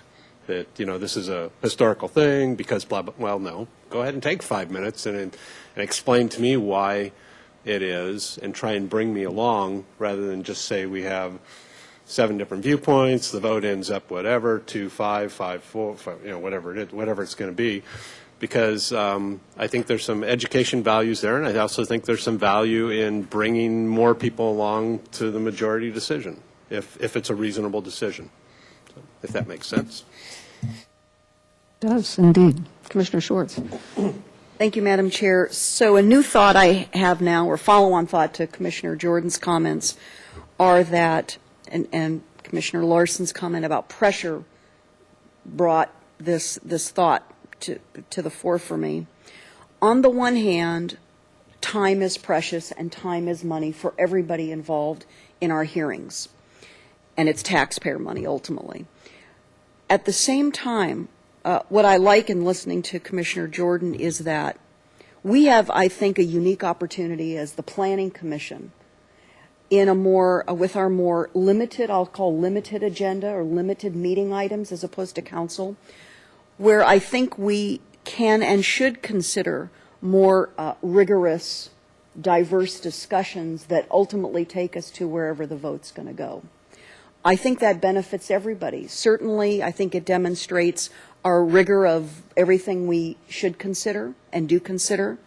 I don't know if staff would appreciate sitting here longer, but I think I think back to some of the larger, more complex, more controversial projects that I've had to contend with in my tenure here, and I think the public appreciates us expressing ourselves fully and having real dialogue, because they're very anxious about the vote in whichever way it goes, whether it's the Casa Esperanza conditional use permit or something else that's large like that, or medical marijuana dispensaries and so forth. So I would, and I know this is a balance, we don't want to go on for the entire afternoon if we don't have to on any given meeting day. At the same time, I think we do have a unique opportunity and perhaps even a unique responsibility to do our best to express ourselves and not rush through deliberations and rush to a vote. I'm not saying we've necessarily done that, but sometimes it's not even conscious. Sometimes I'm even finding myself feeling my own internal pressure to get to the bottom line, and I see all these members of the public eager. They're waiting to hear what the ultimate outcome is going to be, and they all have great investments, personal and sometimes business investments in the outcome. So those are my follow-on thoughts. Thank you. Commissioner Larson. Thank you. You know, we have that opportunity in comments to engage in not conversation, but to get our opinion out. And if you take the comment period and you make your comment and it's detailed, if someone has a question, they can certainly ask it. You know, it's not that we don't have the opportunity. We might not always take it in the comments, maybe brief or something quite simple like, well, I think it's fine. You know, I mean, I've said very briefly, on the Coast Village Road project, I can't remember the number, 1187? Was that it? The corner, the gas station? Yeah, 1298. Yeah. All I said about that project was I thought it was okay. Everybody was hassling over the fire escape. And I know to code, all he had to do was hang a wire thing off that wall that could be really butt ugly and be in perfect compliance and have every right to do it and say, there you go. But no, he was proposing something ornamental, and I was fine with it, among other things. But that's what really stuck in my mind. But, you know, and I said, I don't have a problem with it. And it initiated a stuff storm. But, you know, but I really felt that way, and I didn't feel like I needed to elaborate further because we had really, really discussed that item. So I think we do discussion. Maybe we don't get into enough heated discussion amongst ourselves, or maybe we do edit a little bit for the sake of time. But by the time that something's been presented and vetted, and, you know, I think we do a pretty good job overall, really, of talking amongst ourselves and it's not in a direct way, because this is not what this meeting, to me, it is a meeting about out there. It's not a meeting amongst ourselves, nor is it intended to be.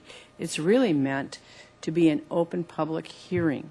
And so occasionally we may need to mix it up, but, you know, we respect each other's opinions, and we are certainly free to ask someone to elaborate further on findings. But basically, you know, when you have opportunity to comment and make your comment, you're supposedly there. You know, I mean, that's what that's for. So I'm not for lengthening meetings for the sake of argument, but for the sake of clear discourse, always. I think we do that here, and I think we do a good job of it here, thanks to staff and thanks to the commissioners, an active chair who can say, okay, we need to hear from somebody else now, like she's going to do in 5 seconds. But I don't feel we do a bad job. I think one of the most treasured comments ever made to me by a planning commissioner, it just cracked me up while I drove all the way home, was when Commissioner Jordan said, I saw you lean over and give me the stink eye And I thought it was so great. I thought, oh, I turned the key on. I thought, all right, I didn't know I was doing that, but thank you for that. That's just great. So, you know, from my end to his end, you got the large starry eye, as my kids call it. And I didn't mean to do it, but there you go. That's that's discourse right there. Thanks. Okay. Anything further on this, Mr. Cotto? No. This is. I mean, like I said, this is an opportunity for you guys to speak to each other. So, moving on, just a little bit about motions. So the motions have to be clear and concise. You know, normally they're to either approve, deny, or continue. You have to make the findings, and like we said before, if they're going to be different than what we have prepared for you, trying to read your minds in the staff report, then you must state them. And then they have to be, well, they don't have to be, but we recommend that they be subject to the conditions of approval that are attached to the staff report and as amended throughout the hearing. And then, you know, before I get into this last point, I wanted to, what John Joseph said, one of his comments was that motion making is a challenge. And he requested that I send you copies of the Sturgis Standard Code of Parliamentary Procedure or portions of the Roberts Rules. I went online this morning and found two handouts just on the very first Google page, right, that seemed that they could be relevant. We don't need to go over these because it's really quite a bit of minutia about which orders take precedence and all that kind of stuff. But I do recommend that you read these because, in fact, in the very back page of the stapled copy, there's a little chart that says parliamentary strategies. Right, to support a motion or to oppose a motion, here's the things that you could do to further your goal. Yeah, that's number 12 on.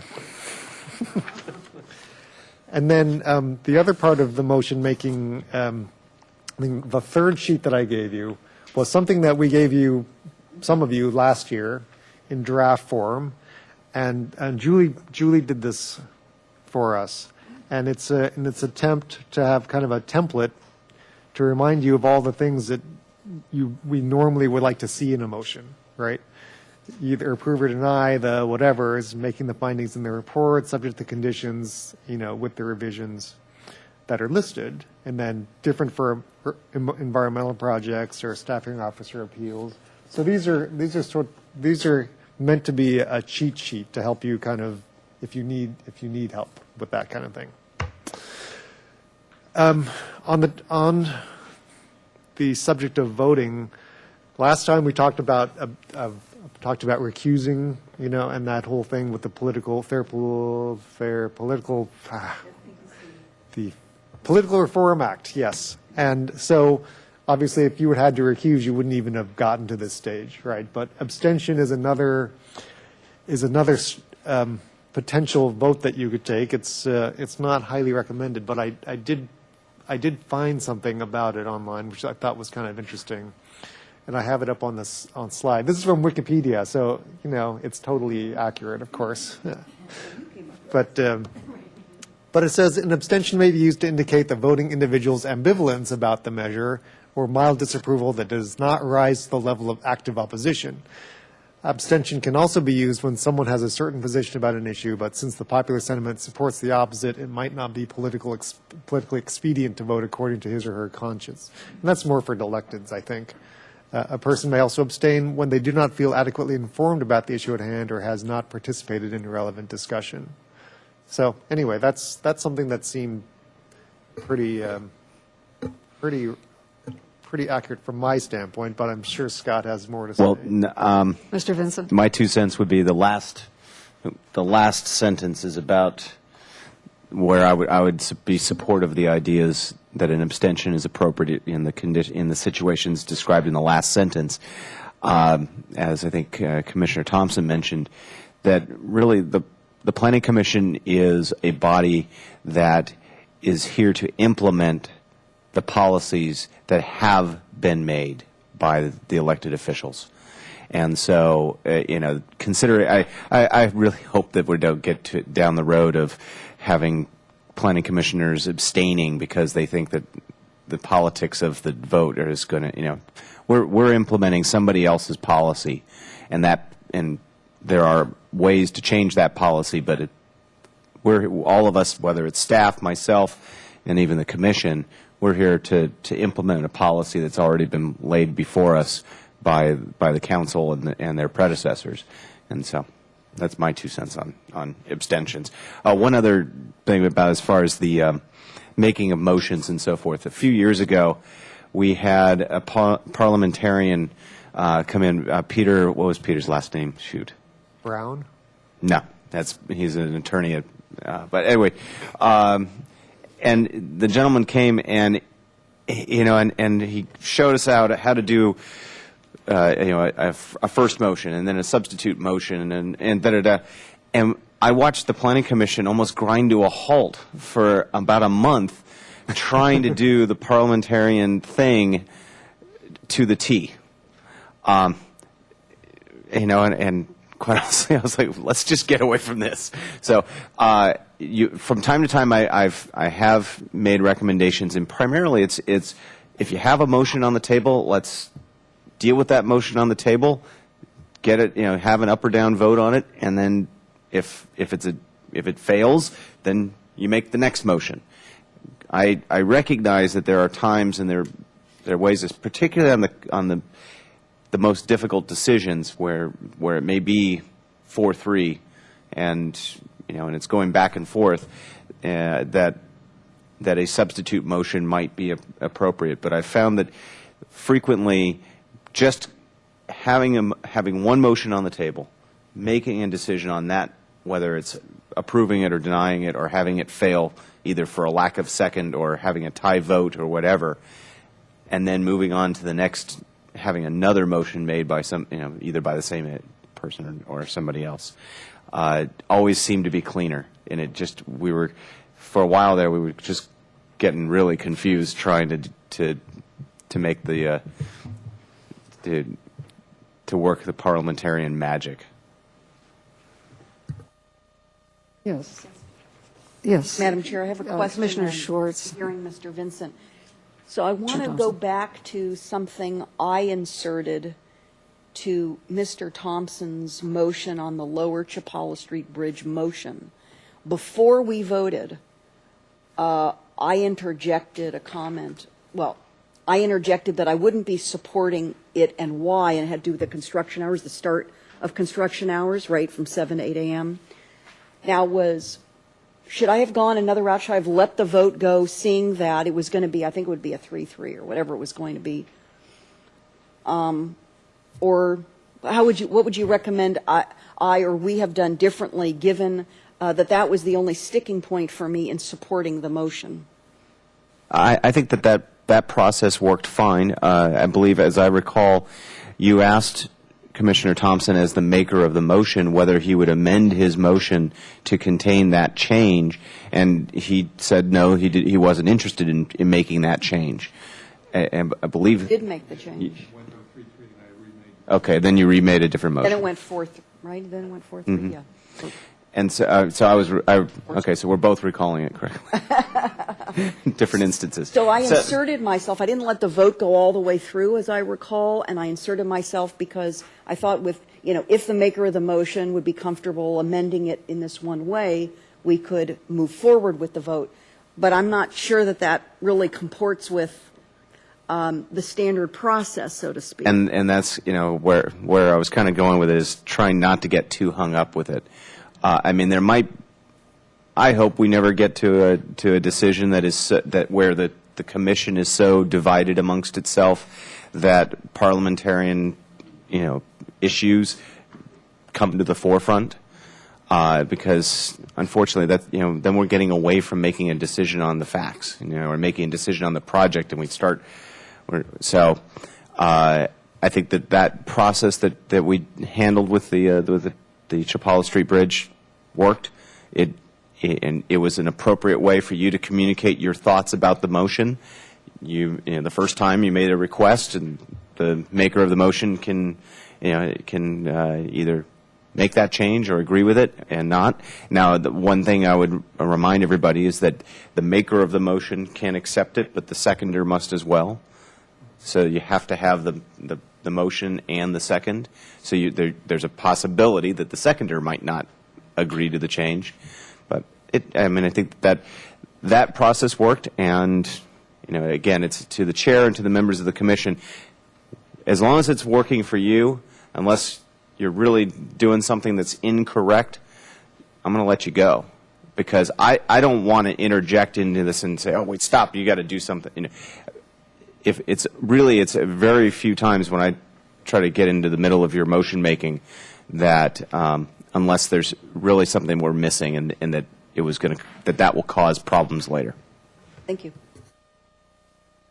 Okay, let's see, Commissioner Thompson, then Commissioner Campanella, and then Commissioner Thank you, Madam Bartlett. Chair. I was just going to emphasize the first bullet that Danny had up there, and that's with making motions clear and concise.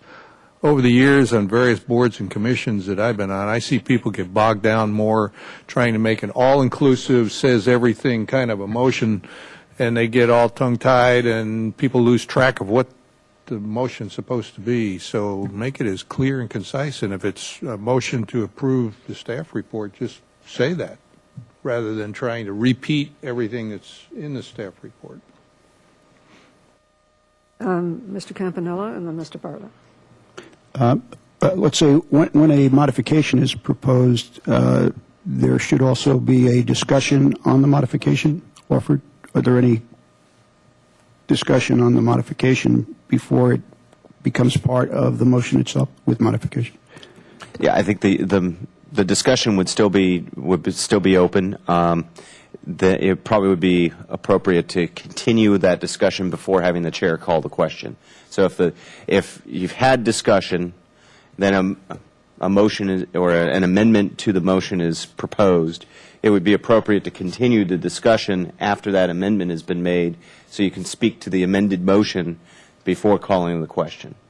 And so, and I think that if the chair were to call for the question immediately after an amendment, it would be that would be appropriate for another commissioner to say, may I wish to speak to the amended motion. Okay, Mr. Bartlett, Commissioner Bartlett. Thank you, Madam Chair. More of a procedural question. As I recall, I think Robert's rules, the maker of a motion is obligated to support the motion when the question is called, but the seconder can vote against the motion. Is that? I must admit, I don't know that off the top of my head. Because I think that you can second a motion just to call the question so you can have the vote, but you're not saying that you're supporting the motion. Right. I could check on that if that's, and get back to you. Well, it's a way of kind of speeding up the Yeah. meetings. But you're not obligating your position, I think, as the seconder. Right. So that would be good research, maybe. Okay. Okay, the last little thing, and I don't want to spend too much time because we are running out. Just a little bit about straw polls. That's sometimes used by the commission to get an idea of where everybody stands on certain items. It's been used sometimes to good effect, and other times it has just confused things. So, but that's a tool that's in the toolbox. A quick orientation on what happens after it leaves you. After, well, let's assume the project gets approved.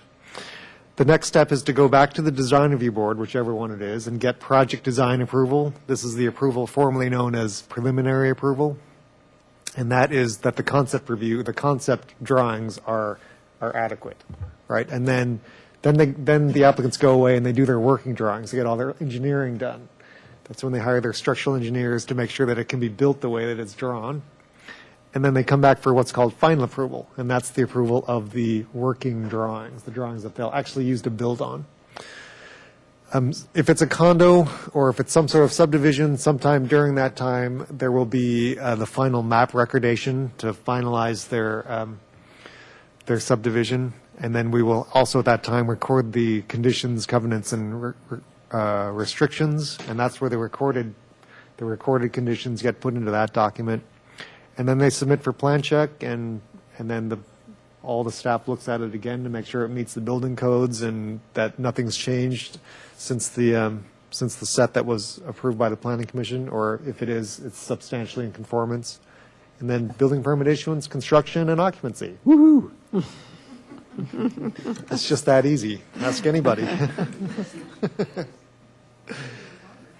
So all that discussion that we just had was in the context of a development application, right? There are all kinds of other applications that we see here at the Planning Commission, and I want to quickly go through those. Consent item, it's the same as a regular development item, except that it's pretty minor, right?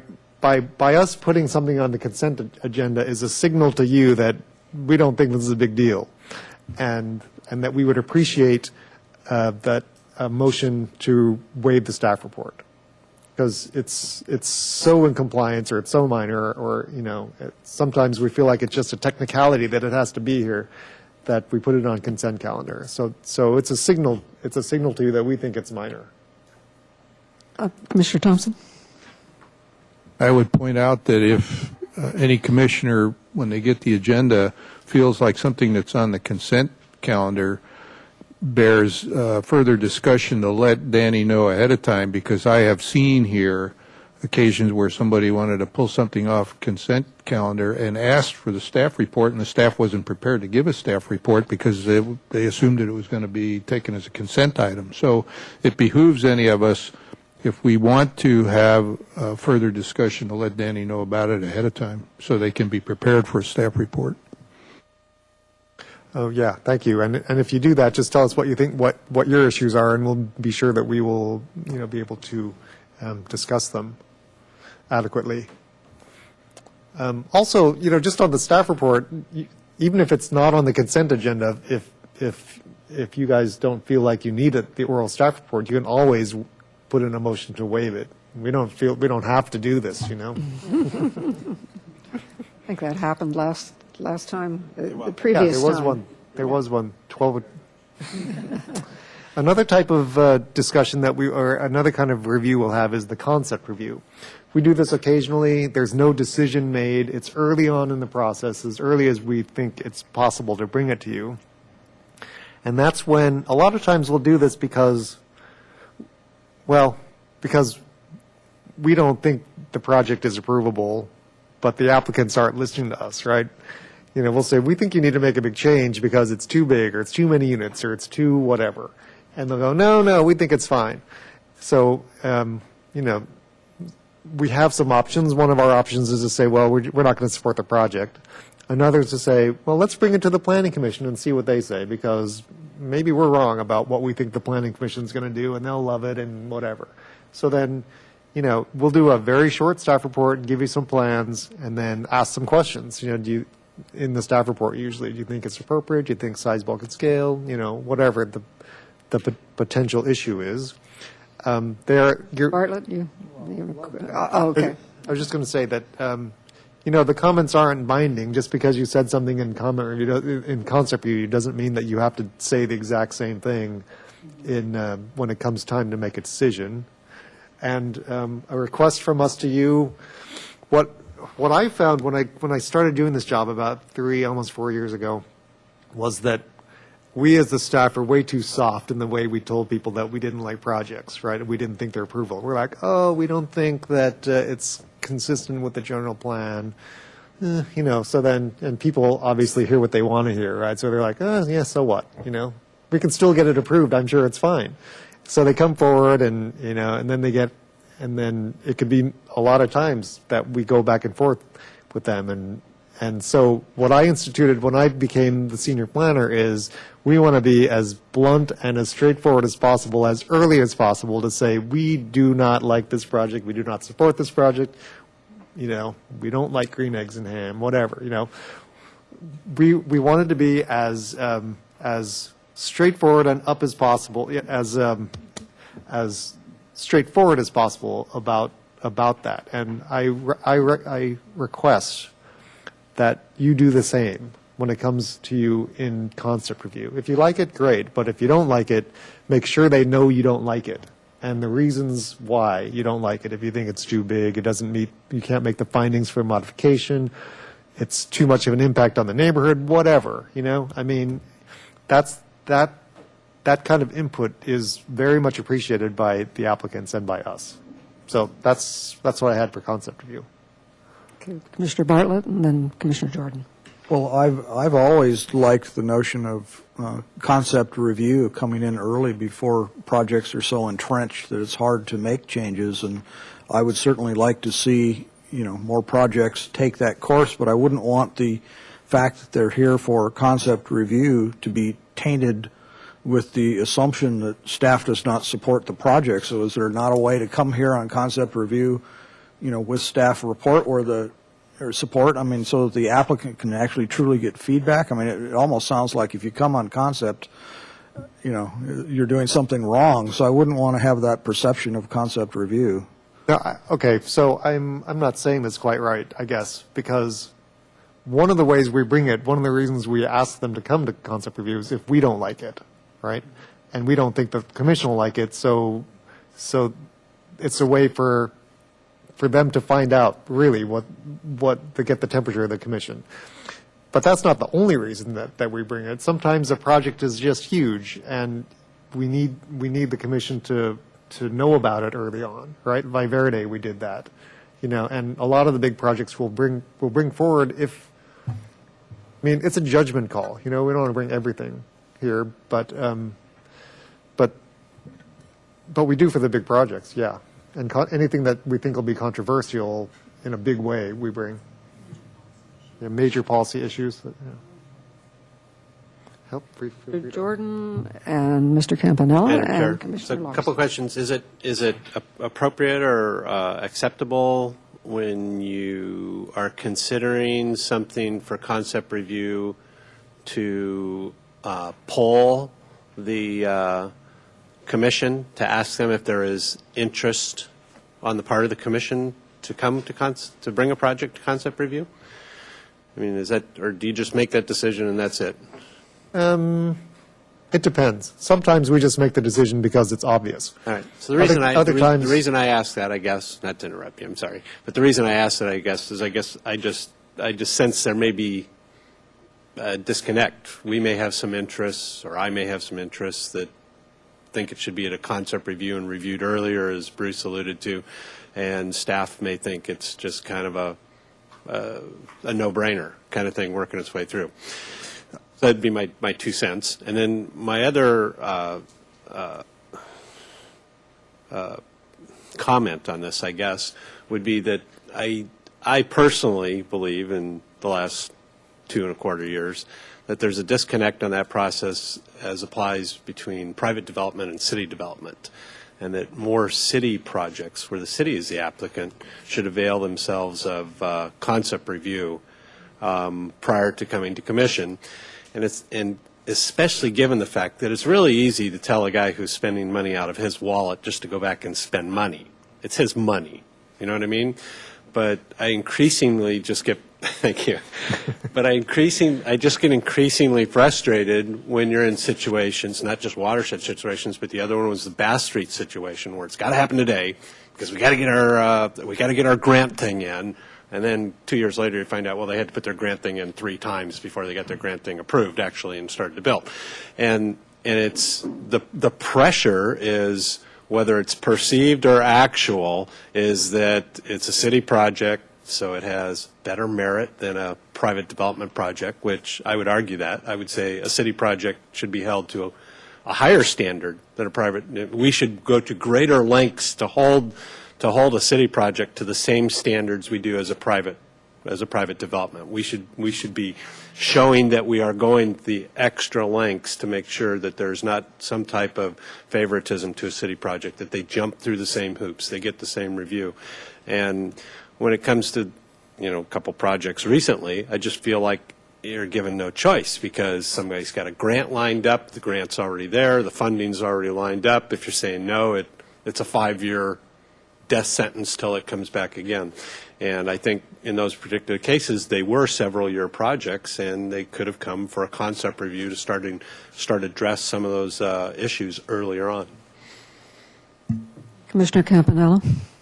Of interest, I think, on the concept review is that we probably will be seeing some more, let's say, at the initial stages of those who are submitting applications within the spirit of the new general plan as they start coming in to get concept review as far as the intent of the principles of the general plan and the policies that are going to be implemented. I mentioned it at our joint meeting, but my concern really is that I know we can't control it, but I think the first projects that come in, we should hold, I hope, in my own mind, to a higher standard, because they're going to be the first ones coming in, may be the first ones coming out of the 250 test. And I think concept review early on with the people and see whether they are in the spirit can make the whole program successful later on. So I think that type of review is going to be very important, I think, on the initial projects that present themselves. Commissioner Larson? Thank you, Madam Chair.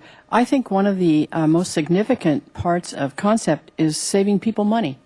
It saves the city money, saves us time, it saves the applicant a ton of money, because if they come in with something that's unacceptable and they've put in a lot of development money into it, I don't mean fees, well, yes, it could be fees as well, but in terms of assembling teams and going forth with a plan that's not going to be viable or be severely modified, I think the concept review is actually almost, well, not as much now, but underused.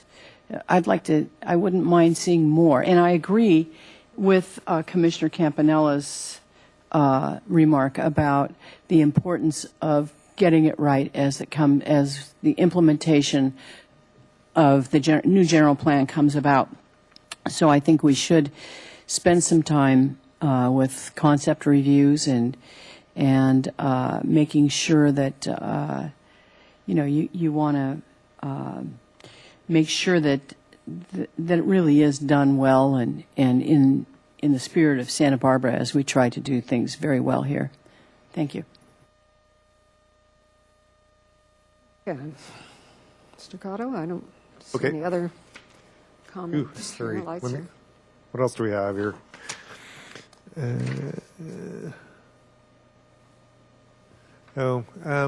Just a quick thing about environmental hearings. This is when we have to have a public hearing on a negative declaration or an EIR. One thing that we've done a couple of times, we're going to be doing it some more, just want to make sure we have some buy-in, is we're going to start combining them with a concept review hearing.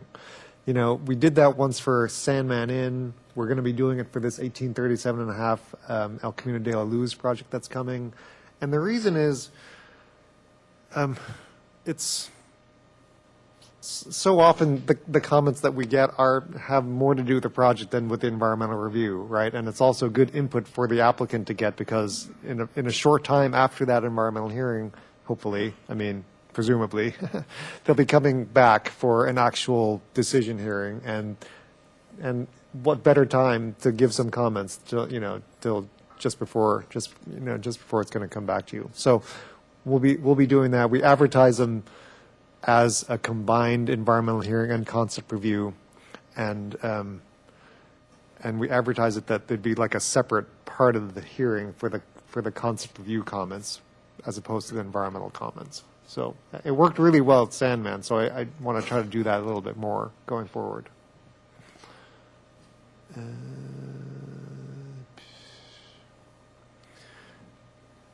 Since we're running out of time, a couple of things about appeals to council that I wanted to talk to you about. I think I talked to some of you about this before, maybe at a lunch meeting. We're your staff, right? So presumably, I think on the planning commissioner's part, if there is an appeal to the planning commission, we would put forth the planning commission's, or would support the planning commission's decision. And for the most part, we're on the same page as far as how our project's going to go or how we feel about our project. Sometimes, though, we're not. Sometimes we'll recommend something and the planning commission will do something opposite. And at those times, I just want to let you know that we are going to. I don't know exactly what we're going to do, but in some cases, but there's a couple of choices. In some cases, we feel that strongly about it, and we'll go along, and we'll just say we're changing our recommendation and we're supporting what the Planning Commission did. Council, please do what the Planning Commission did. In some cases, if we feel strongly about it, we might not do that. We might say, here's the Planning Commission's decision, here's why they did it, and explain in full detail, to the best of our ability, the reason that the Planning Commission took their action, and we might, in certain instances, say we don't agree with that. We want to go with our original recommendation. So it was, the 415 Allen Road was sort of like this, right? Because when we first recommended to the Planning Commission to not initiate, the Planning Commission agreed with us and didn't initiate the general plan amendment. But when we went to council, council was pretty clear that they thought it was fine. So then when we brought it back to this commission, we changed our recommendation and said, just approve it because, essentially because the Planning Commission thought it was, or the council thought it was fine. This commission didn't think it was fine.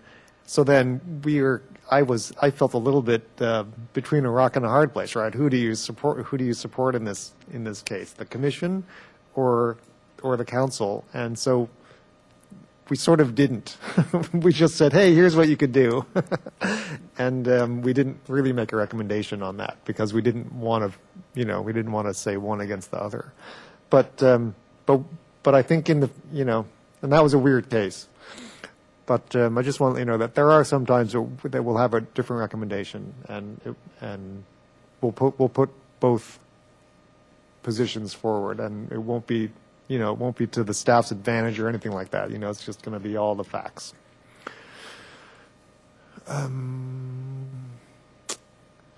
A couple of things on the administrative agenda for the liaison reports. Maybe if you wouldn't mind having a quick discussion amongst yourselves about what expectations do you have of the liaisons, Because this is a relatively new thing. I would say in the last 10 or so years is when we started to assign, the commission decided that they wanted to assign liaisons to various other commissions and boards.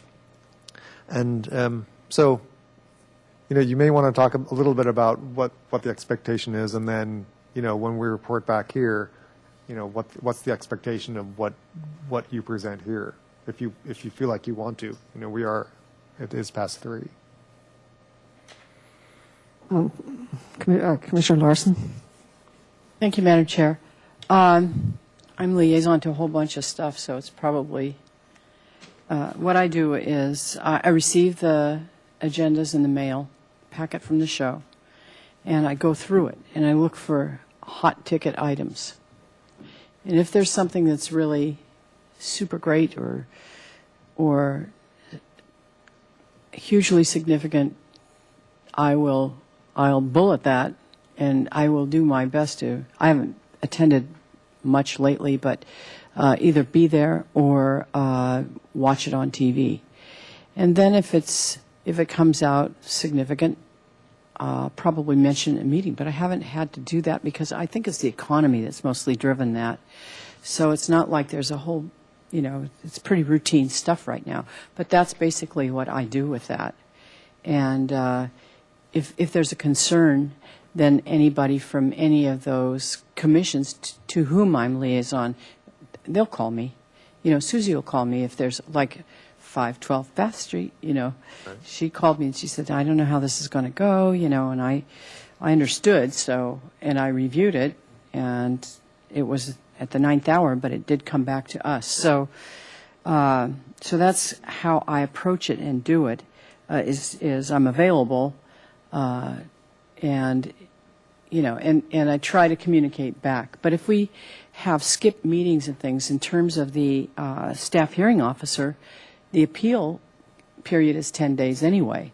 So if I can't get it in a prompt fashion to the Planning Commission, if it were something, that would be very difficult, to do. So that's my 10 cents on that. But it works. It's okay. And in the case of HLC, you get invited to a terrific Christmas party. Any other commissioners have comments? Commissioner Schwartz. Thank you, Madam Chair. Just very briefly, I view my responsibility as a liaison to attend all meetings possible, regardless of the agenda.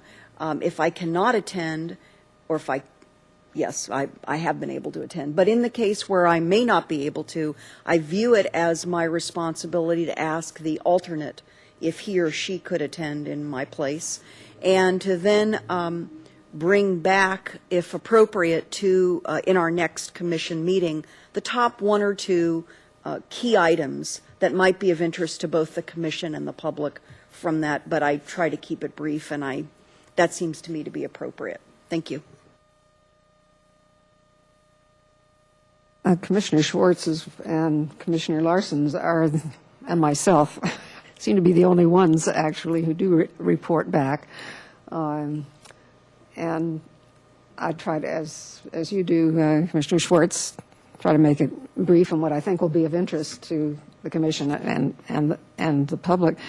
But I have the feeling that some of our colleagues here would just as soon not hear these reports. I don't know, and I wish those of you that are liaison to the other commissions and so on would tell us what's going on. I mean, that's the purpose of the liaison, and I'm interested in what's happening at these other agencies that we observe or presumably observe.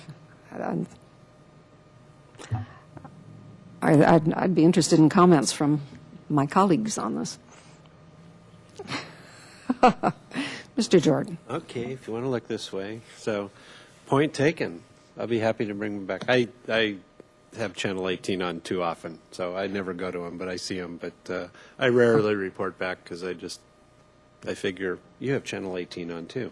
So, but if it's seriously though, I'd be happy to do a little more reporting back. So. Okay, thank you. Other commissioners, and of course, Mr. Campanella, you just got here, so. Yeah, I have to look at the tape. Quite honestly, I was tied up. But single-family design board, for example, where there are items, particular items that are coming to Planning Commission after review, I think it would be important to let Planning Commission know what occurred or what might be important considerations that, or especially for modifications, let's say, that reviewed or looked at during that particular commission hearing and report back. So you know that would be coming forward. Commissioner Bartlett and then Commissioner Thank you, Schwartz. Madam Chair. Well, likewise, on ABR, I usually only try and bring back the items that are actually heading our way. Most of the things have not been lately, but hopefully if the economy picks up, maybe there will be more ABR projects really coming to Planning Commission. But, And there was one that I was really surprised by, a big project across this Cannon Perdido from Nordstrom, where there's a bank now, and it was only reviewed by, it's a big mixed-use project. It was only reviewed by ABR, or HLC, I'm sorry, which surprised me. But and this was a case where, the general plan, the new general plan, calls for 45-foot height limit, unless there's some special reason why it should be taller, and this one ended up over that. So, all right. Any other? Oh, I'm sorry, Commissioner Schwartz. Thank you, Madam Chair. I would just add that certainly we don't want to overburden ourselves or these various boards, commissions, and committees with our attendance. But I've heard very positive remarks both by members of the public and these members, the other board members, that we are interested, that we're attending, that we're taking back items where when appropriate, and that we even provide comment during the course of those meetings if it's appropriate, and that the commission is listening and involved. So I think it reflects well on us, but certainly if the commission wants to revisit our roles in the course of the liaison, I think I would be open to it. I think also those council members who are also liaison, certainly to the committees and commissions I'm a liaison to, they notice our diligence and our involvement, and I've heard comments of appreciation there too. So just for us to consider. Thank you. Commissioner Thompson. I'd like to second what Commissioner Schwartz just said. Years ago, when I was the liaison to the TCC, I used to go to all the meetings, and after about a year of doing this, the chair sought me out and said he really appreciated the fact that I actually went to all their meetings and sat through the entire meeting. They noticed and appreciated it. So maybe there wasn't controversial items that had to be brought back, but at least we were, as a commission here, attuned to what was going on in the other commission. Thank you. Okay, last slide. These are just things that Julie wanted me to talk about. Attendance. Just please remember, if you're not going to be here, let us know. Both Julie and me, because sometimes we don't, and Allison too now, because just so there's enough coverage that if someone's gone, everyone gets the message. You do have your AB 700s filing. That's the economic statement of economic interest. That's due annually about this time. And this year you do it online. Apparently it's not that hard to do online. I haven't actually done mine yet. And then the other thing is biannually ethics training, and I think the city puts that on for all the boards and commissions every once a year. Or there's a web training that you do. Yeah, and Julie is pretty diligent about sending stuff saying, hey, it's time for you to do your show us your certificate. So yes, so that's some of your responsibilities as planning commissioners. Do you have something? One last thing. I looked at 3 different sources regarding the Robert's rules, and regarding changing one's vote. A member has a right to change his vote up to the time the result is announced. And I didn't see any other statement regarding the maker of a motion having to vote in favor of the motion. So with that sentence, I think that a member, including the maker of the motion, is entitled to change their mind right up until the time the vote is announced.